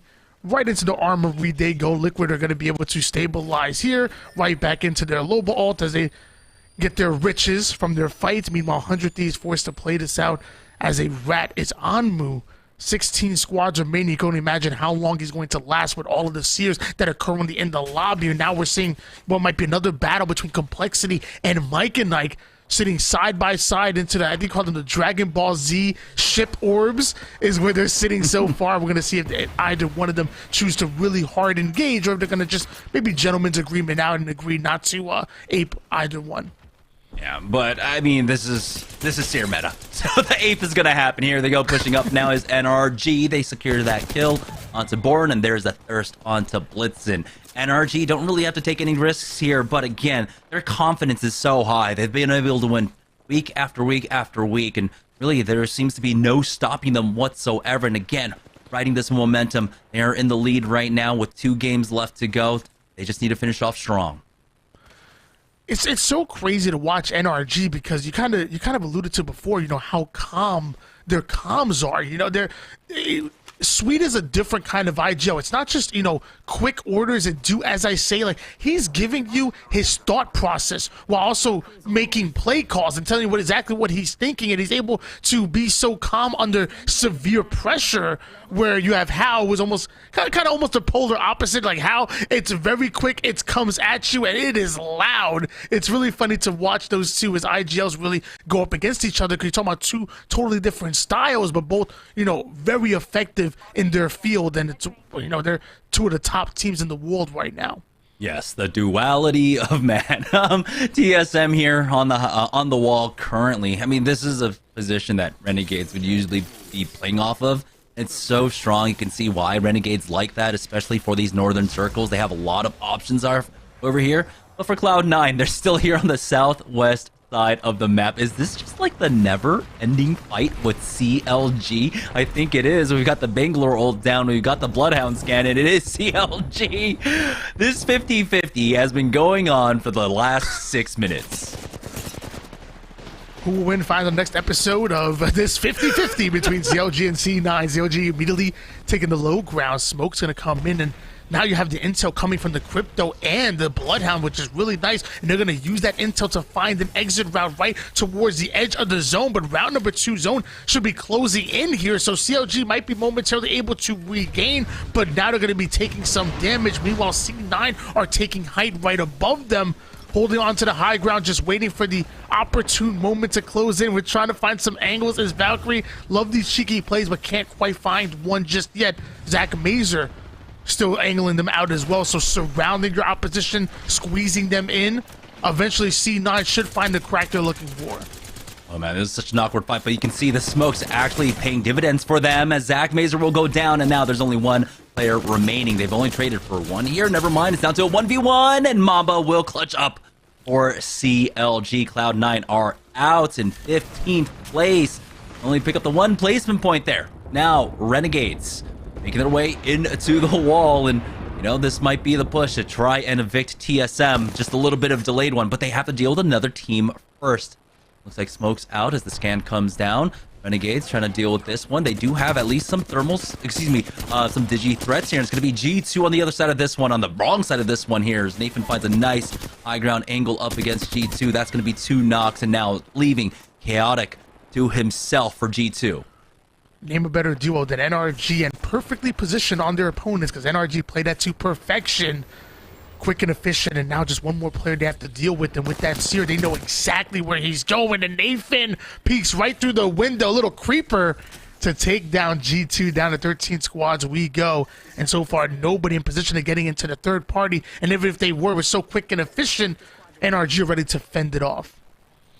For LG, in their first appearance here for Series E, have not been able to get as much going. It's been really unfortunate for them. Of course, having the 50-50 down there by launch site up against Excedrin, some of it not going their way, especially in game number 1. But here they go. They find the first opening onto SSG. Nades in along with those smokes. Nyanya on the front line, but he finds time to hit up that bat. Renegades coming up from behind, though, and now things about to turn onto LG, who might have had the positional advantage. Renegades pushing forward, and now you can see they've been spotted out, hitting for Flash. Doesn't get the knock quite yet, but Madness will go ahead and chase after this one.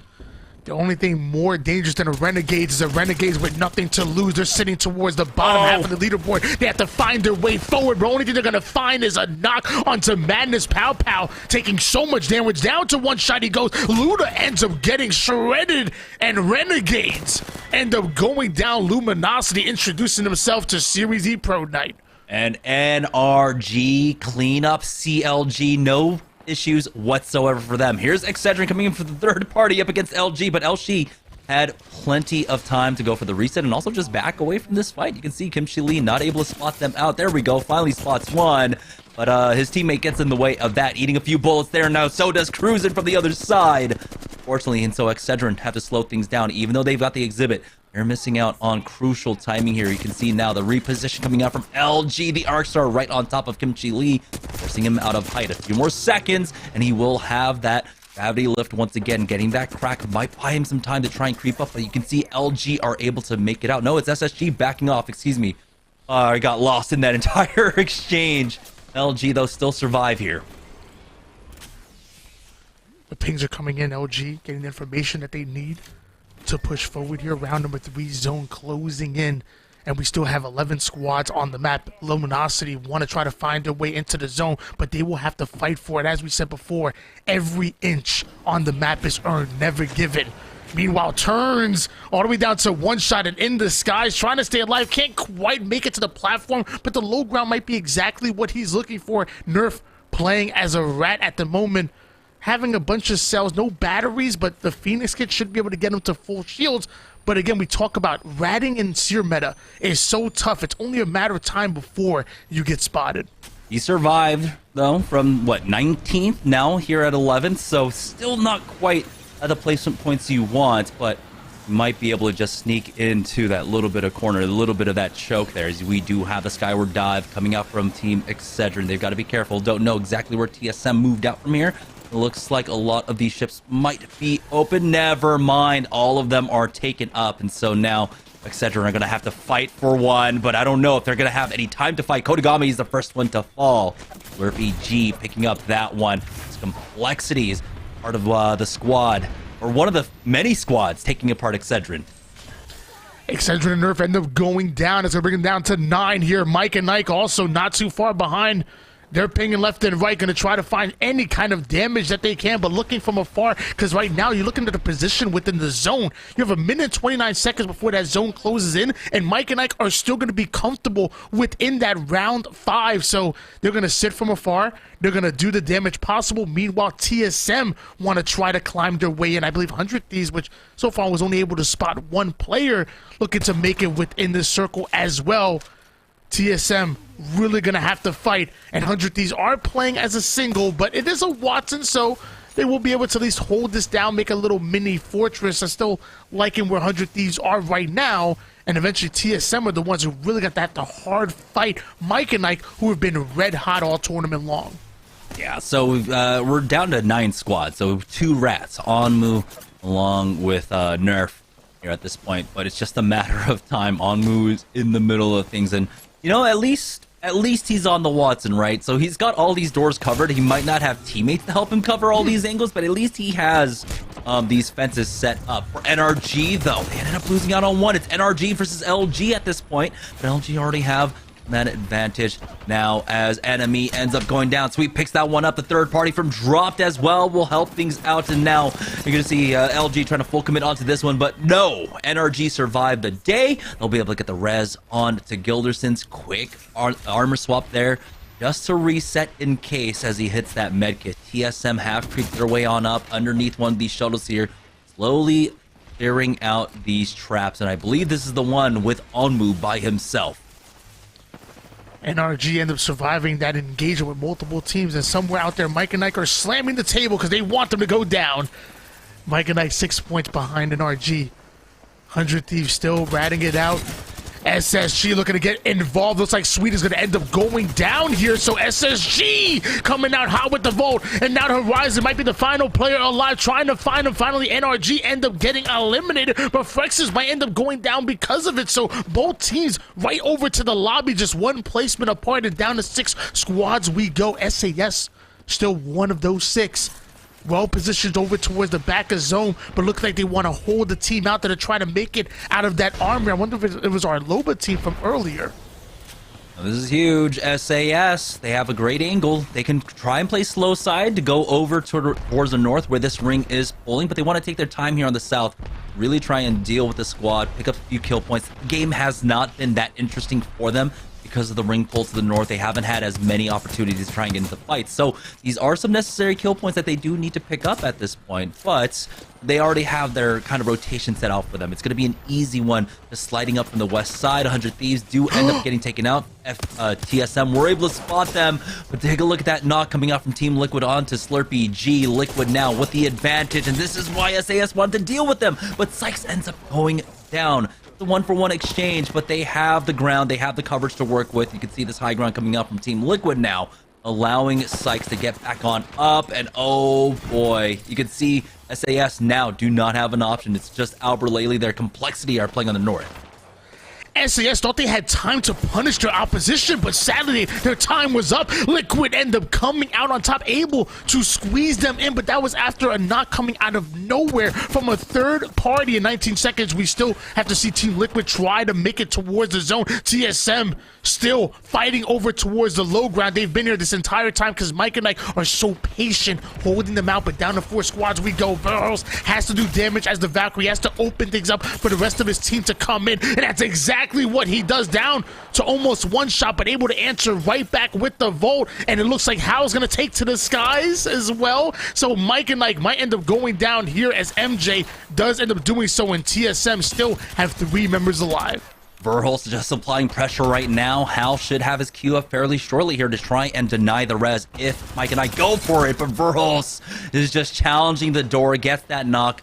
Have a quick armor swap to deal with, but now the ring is closing in, and unfortunately they are out of time of trying to deal with Mike and Ike, and so might only be able to pick up the +2 there. They do have a rocket, looks like. They might be able to play off. No pings on it quite yet to see if it is in, but they're just waiting things out. You can see there it is, the final member of Mike and Ike out, and I don't believe they did enough to really try and catch up to NRG, but Complexity and Liquid now taking this fight. Liquid need a quick armor swap, and TSM should be able to come in for the third party. Sykes does get one off, but he is not healthy at all. Verhulst connects with the wingman, and this is going to be TSM now charging forward with the HP advantage. Fun does not have the bat in time, as Sykes is the only one remaining now for Team Liquid. TSM will take game number 5, and a huge win at that, as they were, I believe, in 4th place behind Team Liquid. So that was a huge consequential fight in the late game.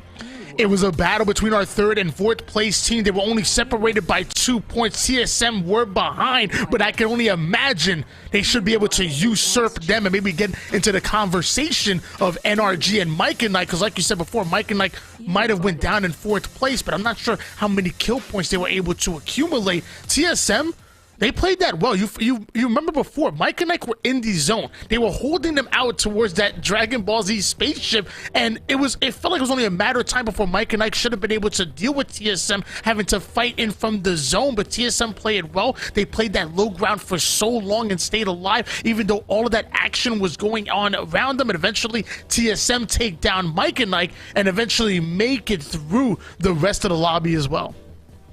NRG, though, despite going down before Mike and Ike, the difference was that NRG were fighting almost every stage of this game. They picked up a good amount of kill points, and so I don't believe that Mike and Ike were really able to make up the ground there, but they at least keep themselves, competitive within reaching distance. C9 in this extended fight up against CLG, which Mamba ends up clutching for his squad. Flatline card to finish things off. It was just such a weird contest coming out from them to have that extend into round number 2. It was a big game leading into our final one, and it's going to answer a lot of questions here. Were NRG able to do enough to stay in first place? Did Mike and Ike at least get enough placement points to hold them forward, because we know the kill points weren't there, and we already know that TSM were able to put it on Liquid over towards the end game, so they should be able to push forward clearly into that top 3. So many questions going in, and so many going to be answered by this leaderboard before we get to our final game. Yeah, let's send it on over to Yeso to break down game number 5 for us. Yeso, take it away. Liquid peaking at the right time tonight. They're very much in the mix at the top of the table. NRG going out early means that they can't really pull away from the pack that they would in the way that they would hope to here in game number 5. And then TSM coming in hot and clean in that final fight. They grab the win, and it's going to be a hell of a run to the finish here. This is 3 weeks in a row where I'm used to a lot of the time in these pro nights we get one squad that kind of pulls away in that first half. They're able to pad that lead kind of in games 4 and 5. And then we're going into game 6 where it's like, hey, maybe these two teams have a chance, but they've got to have a huge game here, right? They've got to make up so many points. But this is 3 weeks in a row where we're going to go into this final game likely with 4, maybe even 5 teams all within 8 to 10 points of each other. So it's going to be absolutely wide open going into this final game, and so much can change with that final result. But it's TSM with the win here, putting themselves in a wonderful position going into this last game. They pick up 7 kills in this one, so 19 points for the team, and that's definitely going to shake things up a little bit at the top of the table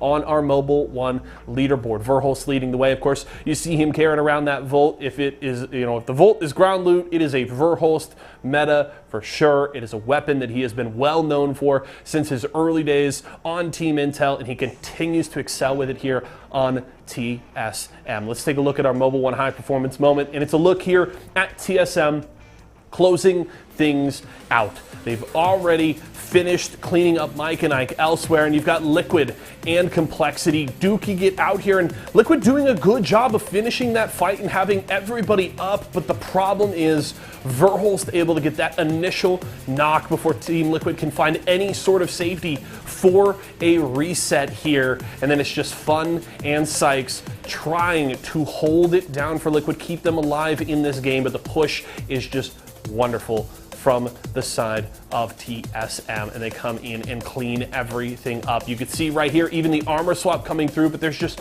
not nearly enough time with TSM doing the work that they did. Boxing in Mike and Ike meant that it was just a very simple cleanup over there, so they really weren't distracted. They could immediately turn from the finish from Mike and Ike, full health, ready to go, push onto Liquid, and finish off that game. So well executed there from TSM, and a well-earned win. I cannot wait to see how things have shaken out on that Mobile 1 leaderboard, because it will set the stage for our final game of the day. Everything will be decided here in Game 6. And Jamerson Wynot will have all of that action for you in just a few.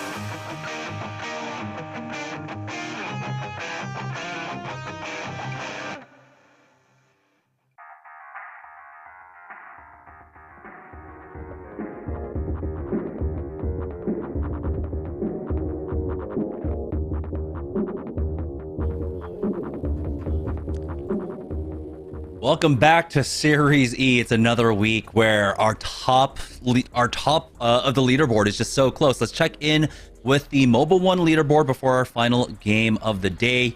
Never mind, it's not that close at all. NRG in first place with 73 points. Mike and Ike, despite NRG going down earlier, just we're not able to do enough to really catch up to them. But we do have a very close race there between our second, third, and fourth place teams, all separated by 1 point.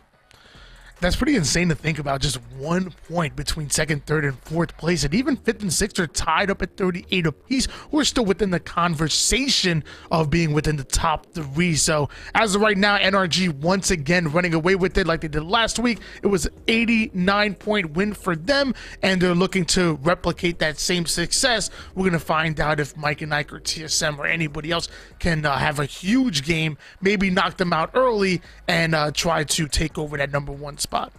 Yeah, now we're loading up for our final game of the day, and it's just been so much fun in terms of like everything that's going on in Apex Legends for the past few weeks, past few months. So many 50-50s, teams changing up their drop spots. TSM, of course, being one of the main instigators in a lot of that, changing up both on World's Edge and on Stormpoint here, making huge waves, and we're seeing the consequences of it. TSM are no longer now getting challenged. They're up on the northern wall side. They will have that free for themselves. So let's join on board with them to see how they loot this one out. Yeah, they seemingly they land here once. It seemed like they've taken over. TSM absolutely doing their thing here on Stormpoint right now and really making their presence known and commanding space, and it's really reflected here on Stormpoint. But the question is, can they go after that number one spot? It's not quite out of reach for them yet. Meanwhile, Messiah is out of reach so far here. He ends up going down. The Nox trade out. They're going to quickly go in for the res. Shots are starting to come right back in. Looks like it's Nerf going up against Intel. Ooh, nice crack from Turns from up top. I mean, this hasn't quite been Nerf's day, and it's been almost, two separate stories, right, for a lot of our squads on like the lower end of the leaderboard, overall leaderboard.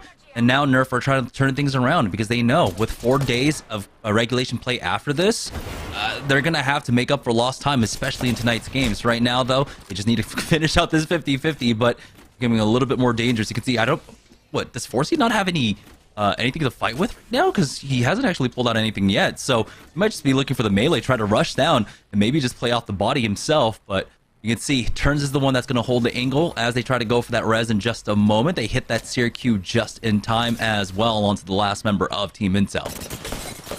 And Turner's doing a great job of holding them out while Messiah ends up getting rezzed and also going to try to play for a Phoenix kid. So Turner's having a lot of responsibility on his hands, staying alive, putting down damage, and keeping this rat at bay. As right now it looks like it's about to be a 3v1. Everyone fully loaded for Nerf. They're looking to close in on this final player. They spot him out, and now there goes Forsey as they're still having so much trouble with them, but ultimately they will be able to finish off Jet. And now Cloud9 ended up taking out, it was a member from Team Razor, surprisingly enough. So it wasn't a CLG 50-50, so things like shifting up for them as they are trying to find, I believe, another Razor member here. It's going to be 2 on the fence line now. Rocker going in, and he is in the thick of things. Thermite down. He is bleeding out, but he will be able to win out that 1v1. Razor gets finished off, and Rocker ultimately goes down to that Thermite. They should be safe. Never mind. Team Tyson is here for the third party. C9 going in for the drive-by, and Tyson coming in for the third party. Excellent shot out of Davis, connecting onto multiple players, so it's at least a 3v2, might even be a 3v1. And now able to take down one more player to deal with. Davis closing in the gap. He has to fight by himself. There's only so much you can do in a team-based game. Cloud9 get eliminated, and we're down to 51 players here on Stormpoint. Yeah, they were trying to play for the clips there. You saw trying to use the gravity lift to just full send with that trident onto Team Razor. Almost worked. It almost worked. Here's Renegades, though, now fighting out from the antenna, trying to make their way into Jurassic Park. Currently, we have a member cracked, and it looks like Complexity is on the other side of this one here. And you can see them trying to set up for this fight right now, controlling one gate, play off height on these buildings, and maybe it's just a fight over this beacon, and Complexity have already won out on it. They do have that new castle to safely do it. Intel can definitely be king, especially here on Storm Point. Liquid getting the intel. There's a team broken up over here as now what might be the 5th party taking down Tyson's very own Davis, and that's the initial damage and not they're looking for. Liquid going to get aggressive onto its Sykes already in the battle. Same for our Loba player, and now we see the Q come in as Tyson end up going down. Liquid now gonna go from rags to riches off of this one. Double purple, blue shields to go along with it. But now the 7th, 8th, 9th party coming in. This area is not safe. Fun literally diving on that nade for his team to get the walls down. And Sykes is gonna go for that peak. And again, they're just set up perfectly for this late game as well. They've already got that black market boutique down, or at least they should. And they'll be able to trade. With all the heals, they'll pick up all the extra cells around for themselves. So this is just going to be fantastic for Team Liquid, who are looking to finish things off strong. There's a small chance that they can maybe overtake NRG, but they need someone to do them a favor. NRG needs to go down now before they pick up any kills. Onmu, though, finds one. There's a second one onto Muffins, and oh boy, Complexity are falling apart. 100 Thieves batting it out with Complexity was not much of a battle, more like a slaughter. 100 Thieves putting Complexity right back into the lobby and sending them home. It's the final game, so everybody looking to get aggressive and get their final points. That includes 100 Thieves. Yeah, for 100 Thieves, they just haven't been able to get as much going in the day. Again, we saw some few missteps throughout. Don't want to harp on it too much, but this is a squad that I personally have a lot of hopes for, and I can see them performing extremely well. I believe JC had picked up earlier about how they had to have a sub for Vaxlon. That's going to be 6, actually, the coach for 100 Thieves. I was able to fill in for them last week. So there's a lot of talent. There's a lot of experience on that roster right now, especially with the coaching coming out from them. We do have, it looks like, NRG and SAS actually coming in from the northwest side, and NRG I don't think they're actually aware that SAS are right behind them. They're a bit more worried about what's ahead of them as we take a better look at the ring coming here towards towards the southeast side of the map. Yeah, we're seeing some shots come in and out of SAS, so NRG really focusing on playing towards their positioning as opposed to fighting this out in a non-advantageous spot. SAS still looking to hunt them down. They are not giving up. Triple purple, ready to fight. SAS sitting over towards the bottom half of the leaderboard, want to get some kind of points, some kind of momentum off of this tournament. And we said if Liquid or the other 3 teams that right now that are fighting for second, someone needs to do the lobby a favor. Team Liquid able to clear out that as NRG end up going down. NRG are out. Team Liquid ends up taking them out, and so the favor to the lobby is done. Team Liquid, currently in second place, now have an opportunity. If they can get the win, I believe they need the win here, essentially, to try and take this away from them. But picking up the 2 kill points definitely leaves things a little bit more open for them. They might not need the win at that point, but there it is. Chaotic getting the knock onto Snipe down. G2 ready to push onto SAS. This is going to be crazy. You talked about Mike and Ike being only 14 points behind NRG, and there was a 1-point difference between second, third, and fourth. TSM, Liquid, and Mike and Ike all within striking distance of possibly winning the tournament now that NRG end up going down. So keep your eyes peeled for Mike and Ike, Liquid, and TSM. These are the ones that can steal away this tournament here in the final game. CLG knocking out SAS, and it's just fights all across the board right now as Luda ends up getting a knock onto Nano, so CLG not quite out of trouble yet.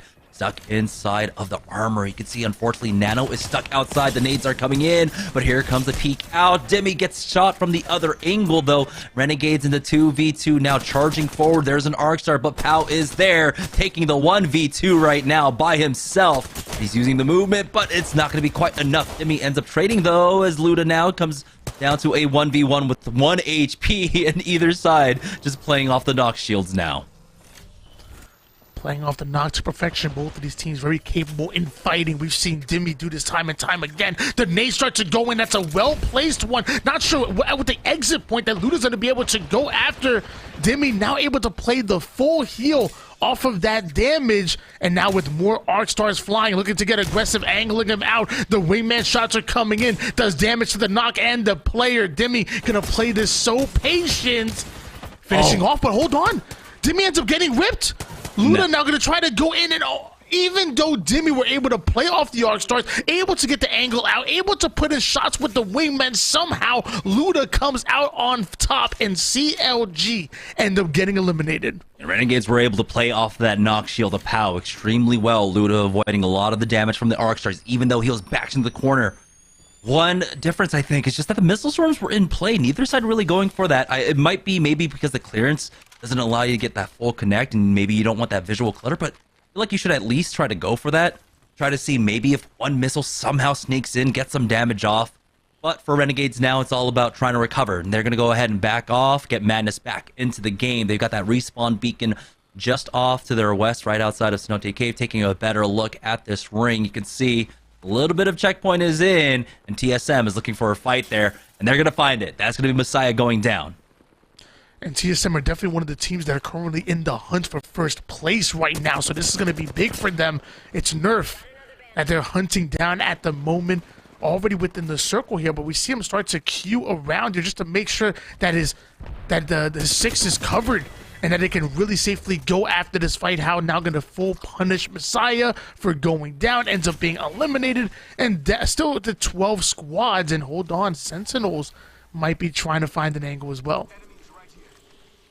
We'll see. They do spot out one uphill, and it's always a difficult task when you're trying to fight uphill against the squad. And it might be Mike and Ike, and unfortunately, Mike and Ike, even though they were able to spot them out early on, they allow the positions to kind of get away from them. You can see now Sentinel setting up for a wide flank, and they don't actually catch one out, but I think MJ might have heard one member of Sentinels coming up behind them, and he does hear him on that lurk. He goes for the spot out, grab lift onto a singularity for one player. Here comes the Arc Stars, keeping him contained, and Xenox get bested, but that was a solo ulti onto him. Mar falls for his troubles, though, and brings it down to a 2v2. MJ takes time to hit up that bat, but they back away from this one, unfortunately, as the third party comes out. LG getting involved in this one as well.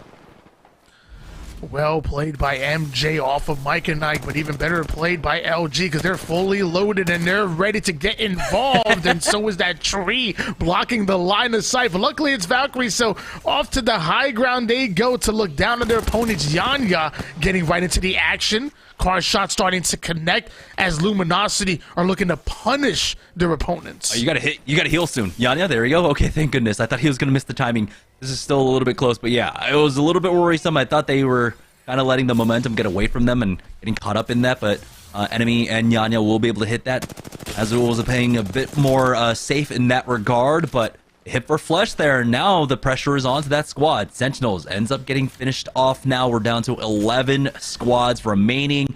Mike and Ike are able to recover Mars banner at the very least. They do have a mobile respawn beacon, but they want to get away from here. They know that multiple teams were in the area. Excedrin, LG, so two separate squads were here, so it's not going to be a safe rest for them if they try and go for it.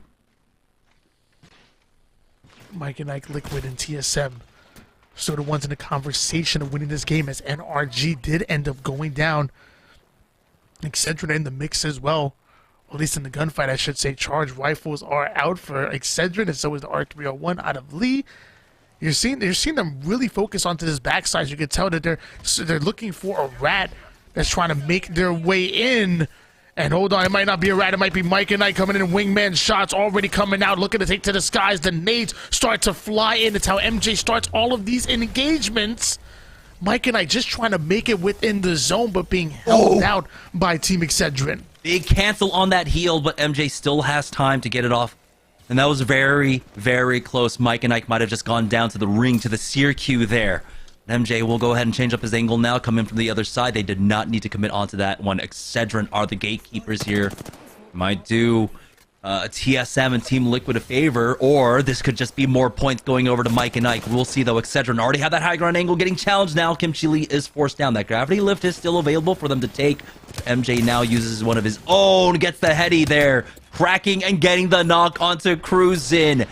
Now Mike and Ike lose out on one, but they still have the HP advantage here. Singularity right on top of MJ, but he's still trying to take his duel here, and Mar will be able to clean that one up. Excedrin go down. Mike and Ike find the kill points, but they might just go down to the ring here. MJ falls, and this could be the end. Mar needs that gravity cannon just to get safe in, and he will be able to at least survive. Never mind. Zaniles with the mid-air snipe from SSG will take him out. So now it's just TSM and Team Liquid fighting for first place. Excedrin were looking for a fight. They were cruising for a bruising, and both teams end up going down. But that's really tough for Mike and Ike, because they were in the conversation of possibly winning the tournament here. TSM also well in the conversation as well. Plenty of kills to their name so far, as we're down to 8 squads approaching the end game soon. And TSM are still holding a team out. Currently at 62 points for TSM. It hasn't been the most eventful game for them. A lot of the fights just taking place there on the north side of the map. But with 8 squads left to go, with 21 other players, they can pick these up. Renegade can get a little bit aggressive, or at least Madness trying to find out if he can play off that building. And he learns the hard way. Yeah, there is a squad there. As 100 Thieves ends up finding a knock on to one member of LG. So we'll see if 100 Thieves can go ahead and push that. For right now, G2 are playing still off the mill side right now. They do have a team there. Syracuse narrowly missing as the nades start coming down onto Designful. He's got that exhibit down, but it's just short out of the distance. Windman shots not quite connecting into the final one. Hits for 69 to the head. 79 more from Designful, but Designful ends up going down. Results are trying to angle out, but not exactly the fight he wants to take. So backs down, tries to play for a res, but they're getting creeped, and TSM are getting aggressive. Volthurst down to 1 shot. He goes for us to play a heal here. Reps, it's his opportunity or his job to cover his back, and that's exactly what he does with the R301 1-shots. That and then some, because he's connecting some more. TSM being very patient with this one, as Volthurst still has to play the heals. There we go. G2 have been eliminated, though. Team Liquid actually helping out, getting one of those knocks onto them. So our top 2 teams right now doing each other a solid. As TSM survived the fray, things were looking a little bit dicey there, but TSM just fall back on old ways. Reps on that anchor position in the back once more for his squad.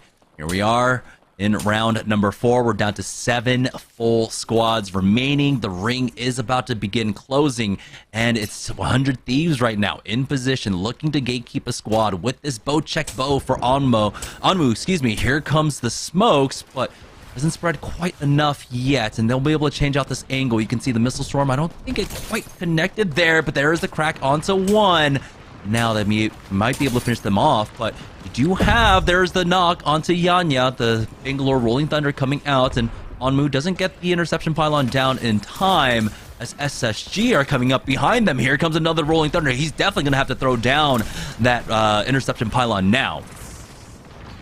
Onmu doing their best lightless impression there. Meanwhile, dropping the smokes to not only provide cover, but to get value out of the Digi threat and the Bloodhound. SSG are doing a great job of fighting back here, and I thought that might have been a stick that goes in from the Arc Star, but it's doing damage by itself. The Volt's gonna connect, and Luminosity end up going down. It looks like 100 Thieves going to follow them up. SSG now trying to regain here. Meanwhile, TSM getting to yet another engagement here. 1 minute, 22 seconds to play with before the zone comes in. You have a team onto your low ground, and you're also trying to hold out a team as well. So having to have that target prioritization as TSM, who are playing towards this end game with just 5 squads remaining. This next ring, this building is not in for them, and so they have to try and contend with that. And honestly, they need to deal with the squad inside. They need to get rid of them at this point if they want to have a shot at surviving for the next ring. We do have that Seer exhibit down, but it is exposed. The Singularity will drop on in, the peak on out. Both of the ultimates are cleared out. TSM now running out of utility for this. They don't really have the nades here. Verholst doesn't have any at the very least, as Reps will go ahead and top off. And now they're running out of time. Syracuse onto all 3 members of TSM.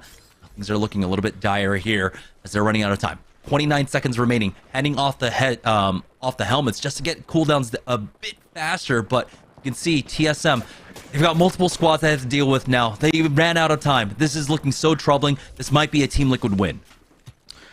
As we talked about multiple times, it's TSM and Team Liquid. They're still in the conversation of possibly winning the tournament. The question is, how long will TSM be within that conversation? Round 5 zone is starting to close in. TSM, like you said, running out of time and running out of options. They have to try to fight their way out of this, but you have a squad within their north, south, east, and west right now. Seems like they're fully surrounded with only 15 players on the map. Everybody fully loaded.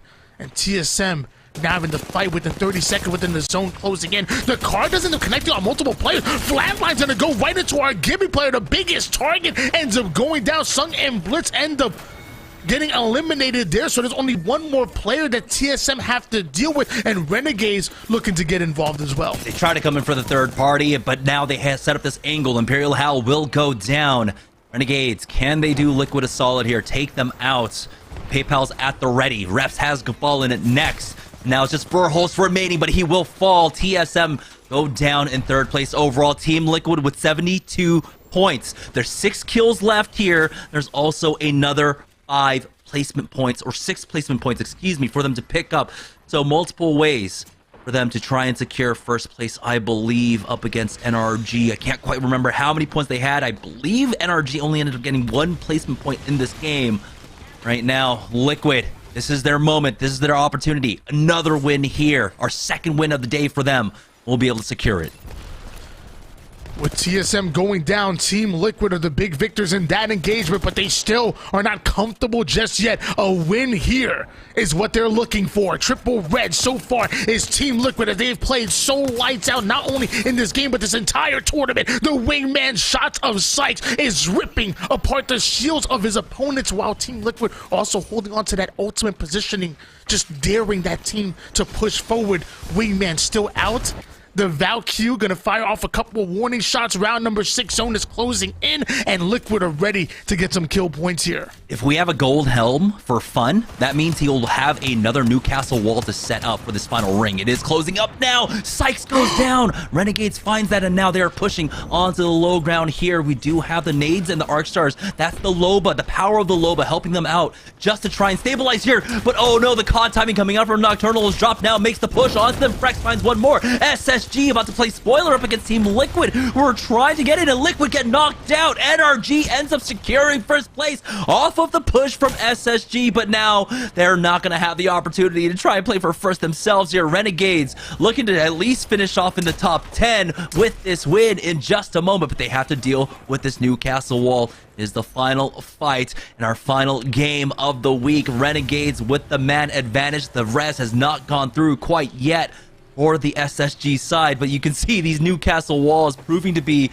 a huge nuisance up against them. Nice here, Q onto all 3 members. I don't know if that canceled the res, and it definitely did, so Pow was able to hold things down once more. No nades for them, but here comes the peek out, the finish onto the Niles. Drop will fall, and Renegades finish off the day with the win.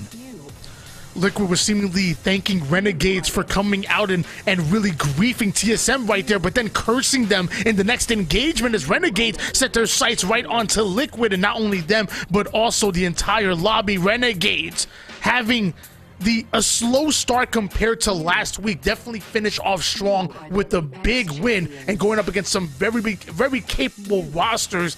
We're going to find out what happens with that leaderboard, because like you said before, NRG fall very early considering they had first place over multiple teams that were within striking distance. I wonder if NRG were able to do enough to come out with that win. And it just came down to just one mistake. Sykes ended up peeking out for just a hair too long. Goes down, and you saw that instant full send. They did try their best to hold it down. Did Team Liquid.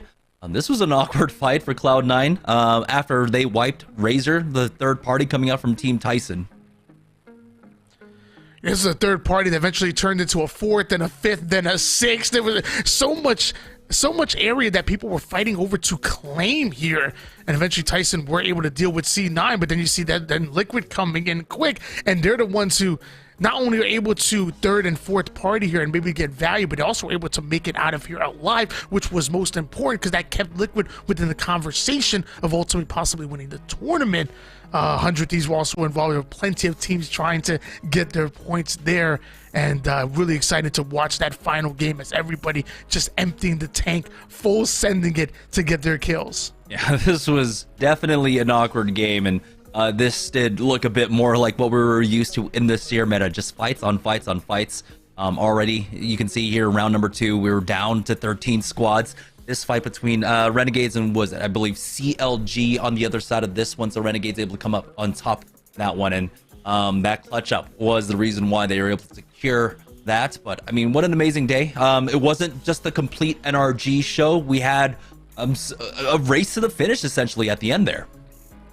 Yeah, and I'll be honest, I'm still not even sure if NRG are going to come out with the win. I mean, obviously they're the favorites in that one, but there were plenty of teams that came out with plenty of points. I'm not going to hand it to NRG just yet, and I'm really excited to see what that final leaderboards would look like. And again, also remember, Mike and Ike still sitting in second to last place so far in the cumulative leaderboard as well. So every one of these giant tournaments are definitely going to work towards them as they look to try to climb their way into the top 3. Yeah, so that's going to do it for us. Let's go ahead and send it on over to Yesa to figure out who ends up on top and who walks away with a $1,200 bag. Yesa, go ahead and take it away.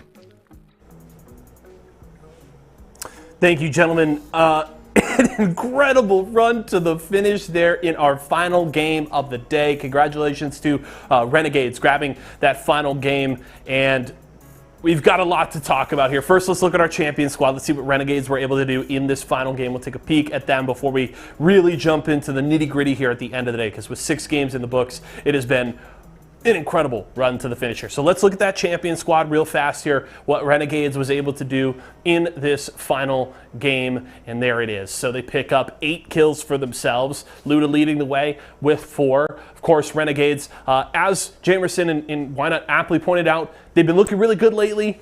Weren't as effective tonight for about the first 3 to 4 games, but they finished strong, which is good to see. Luda seemingly slotting in fairly well with the roster right now, so you love to see that. Good finish here from Renegades. But now we got to talk about the most important thing here, because we went into this final game, and it's a pretty significant lead for NRG. My math was wrong in my last segment. They had a much larger lead than I anticipated, but then they go out in 15th place. They started with 73 points going into that final game. They get to 15th, which gets them 1 placement point, and then they're out, and that was it. And so all of a sudden it opened the door for Mike and Ike, TSM, and Liquid to all try and make something happen. And unfortunately, Mike and Ike go out too early. And then TSM gate kept by Renegades, and it was all down to Liquid. And that brings us to our final Mobile One high performance moment here for the day. Liquid with the opportunity at 72 points. They need 3 points to steal the win away from NRG. And then this happened. As Jamerson mentioned, Sykes just a little too long out on that balcony, and it opens up the push here from SSG. Now, they try to stall. Multiple arc stars on the stairs to delay the push. You have the Newcastle for the res here onto Sykes, but it's just not quite enough time as the res does come through, but you don't have the gold knock, so Sykes is essentially no health coming into this fight. And I love this wonderful the castle wall there to try and lock it down and give Liquid some sort of breathing room. You can see it on your screen. They're in second place. They've got 72 points, and we were all in production, and we knew NRG's at 74. A kill and and getting to second place is enough to do it. Or if they win this fight, they've done it. But the push is just so clean and so well timed here from SSG that they take Liquid out. Late spoiler alert here. Yes, Liquid did not win, but that was the high performance moment and likely NRG's favorite moment of the day, because going out as early as they did, they needed some help from the other squads to keep Liquid and TSM and Mike and Ike from coming and stealing away that first place from them. SSG did them a solid right there. Let's just do it right now. Let's pull up that Mobile One leaderboard, see how things finished off tonight. NRG at 74, Liquid at 72, TSM at 70. What a run to the finish there. It was an absolute nail biter all the way to the end. And I guess, say, maybe you don't need match point format to have these kinds of finishes because, man, the last 3 weeks, they have been so exciting all the way to the end of the night. And interestingly enough, they've all been NRG wins. So, well played there. NRG 74 points. Liquid and TSM round out that top 3. What a fun night of Series E, folks. That was a blast. It was so exciting. So many great plays from a bunch of different teams. Shoutouts to Mike and Ike performing exceptionally here. Back-to-back nights. Liquid, TSM, and NRG were a blast to follow here all throughout the day. And thank you to all of you for coming out and hanging out with us and watching some Apex Legends with us here. We're getting very close to the end of the season, close to crowning our Season 5 champion and finding out who will have to fight their way through qualifiers to get back and who is safe for Season 6. That's going to do it for us here tonight. We do have Guilty Gear Strive tomorrow. No Halo Infinite on Friday. Shoutouts to our friends at United. They are going to be running the Grunt Classic, an awesome event with a lot of teams that we are big fans of. So we are excited to watch that. So no Halo Infinite on Friday. We'll just be running a little bit of a rebroadcast so you can check out some of the action you may have missed this season. But Guilty Gear Strive live here tomorrow. It's going to be a blast. Don't miss out on that. But for myself, the entire live broadcast crew, and everybody here at Esports Arena, thank you so much for joining us here tonight. Have a wonderful rest of your Wednesday, and we will see you here tomorrow.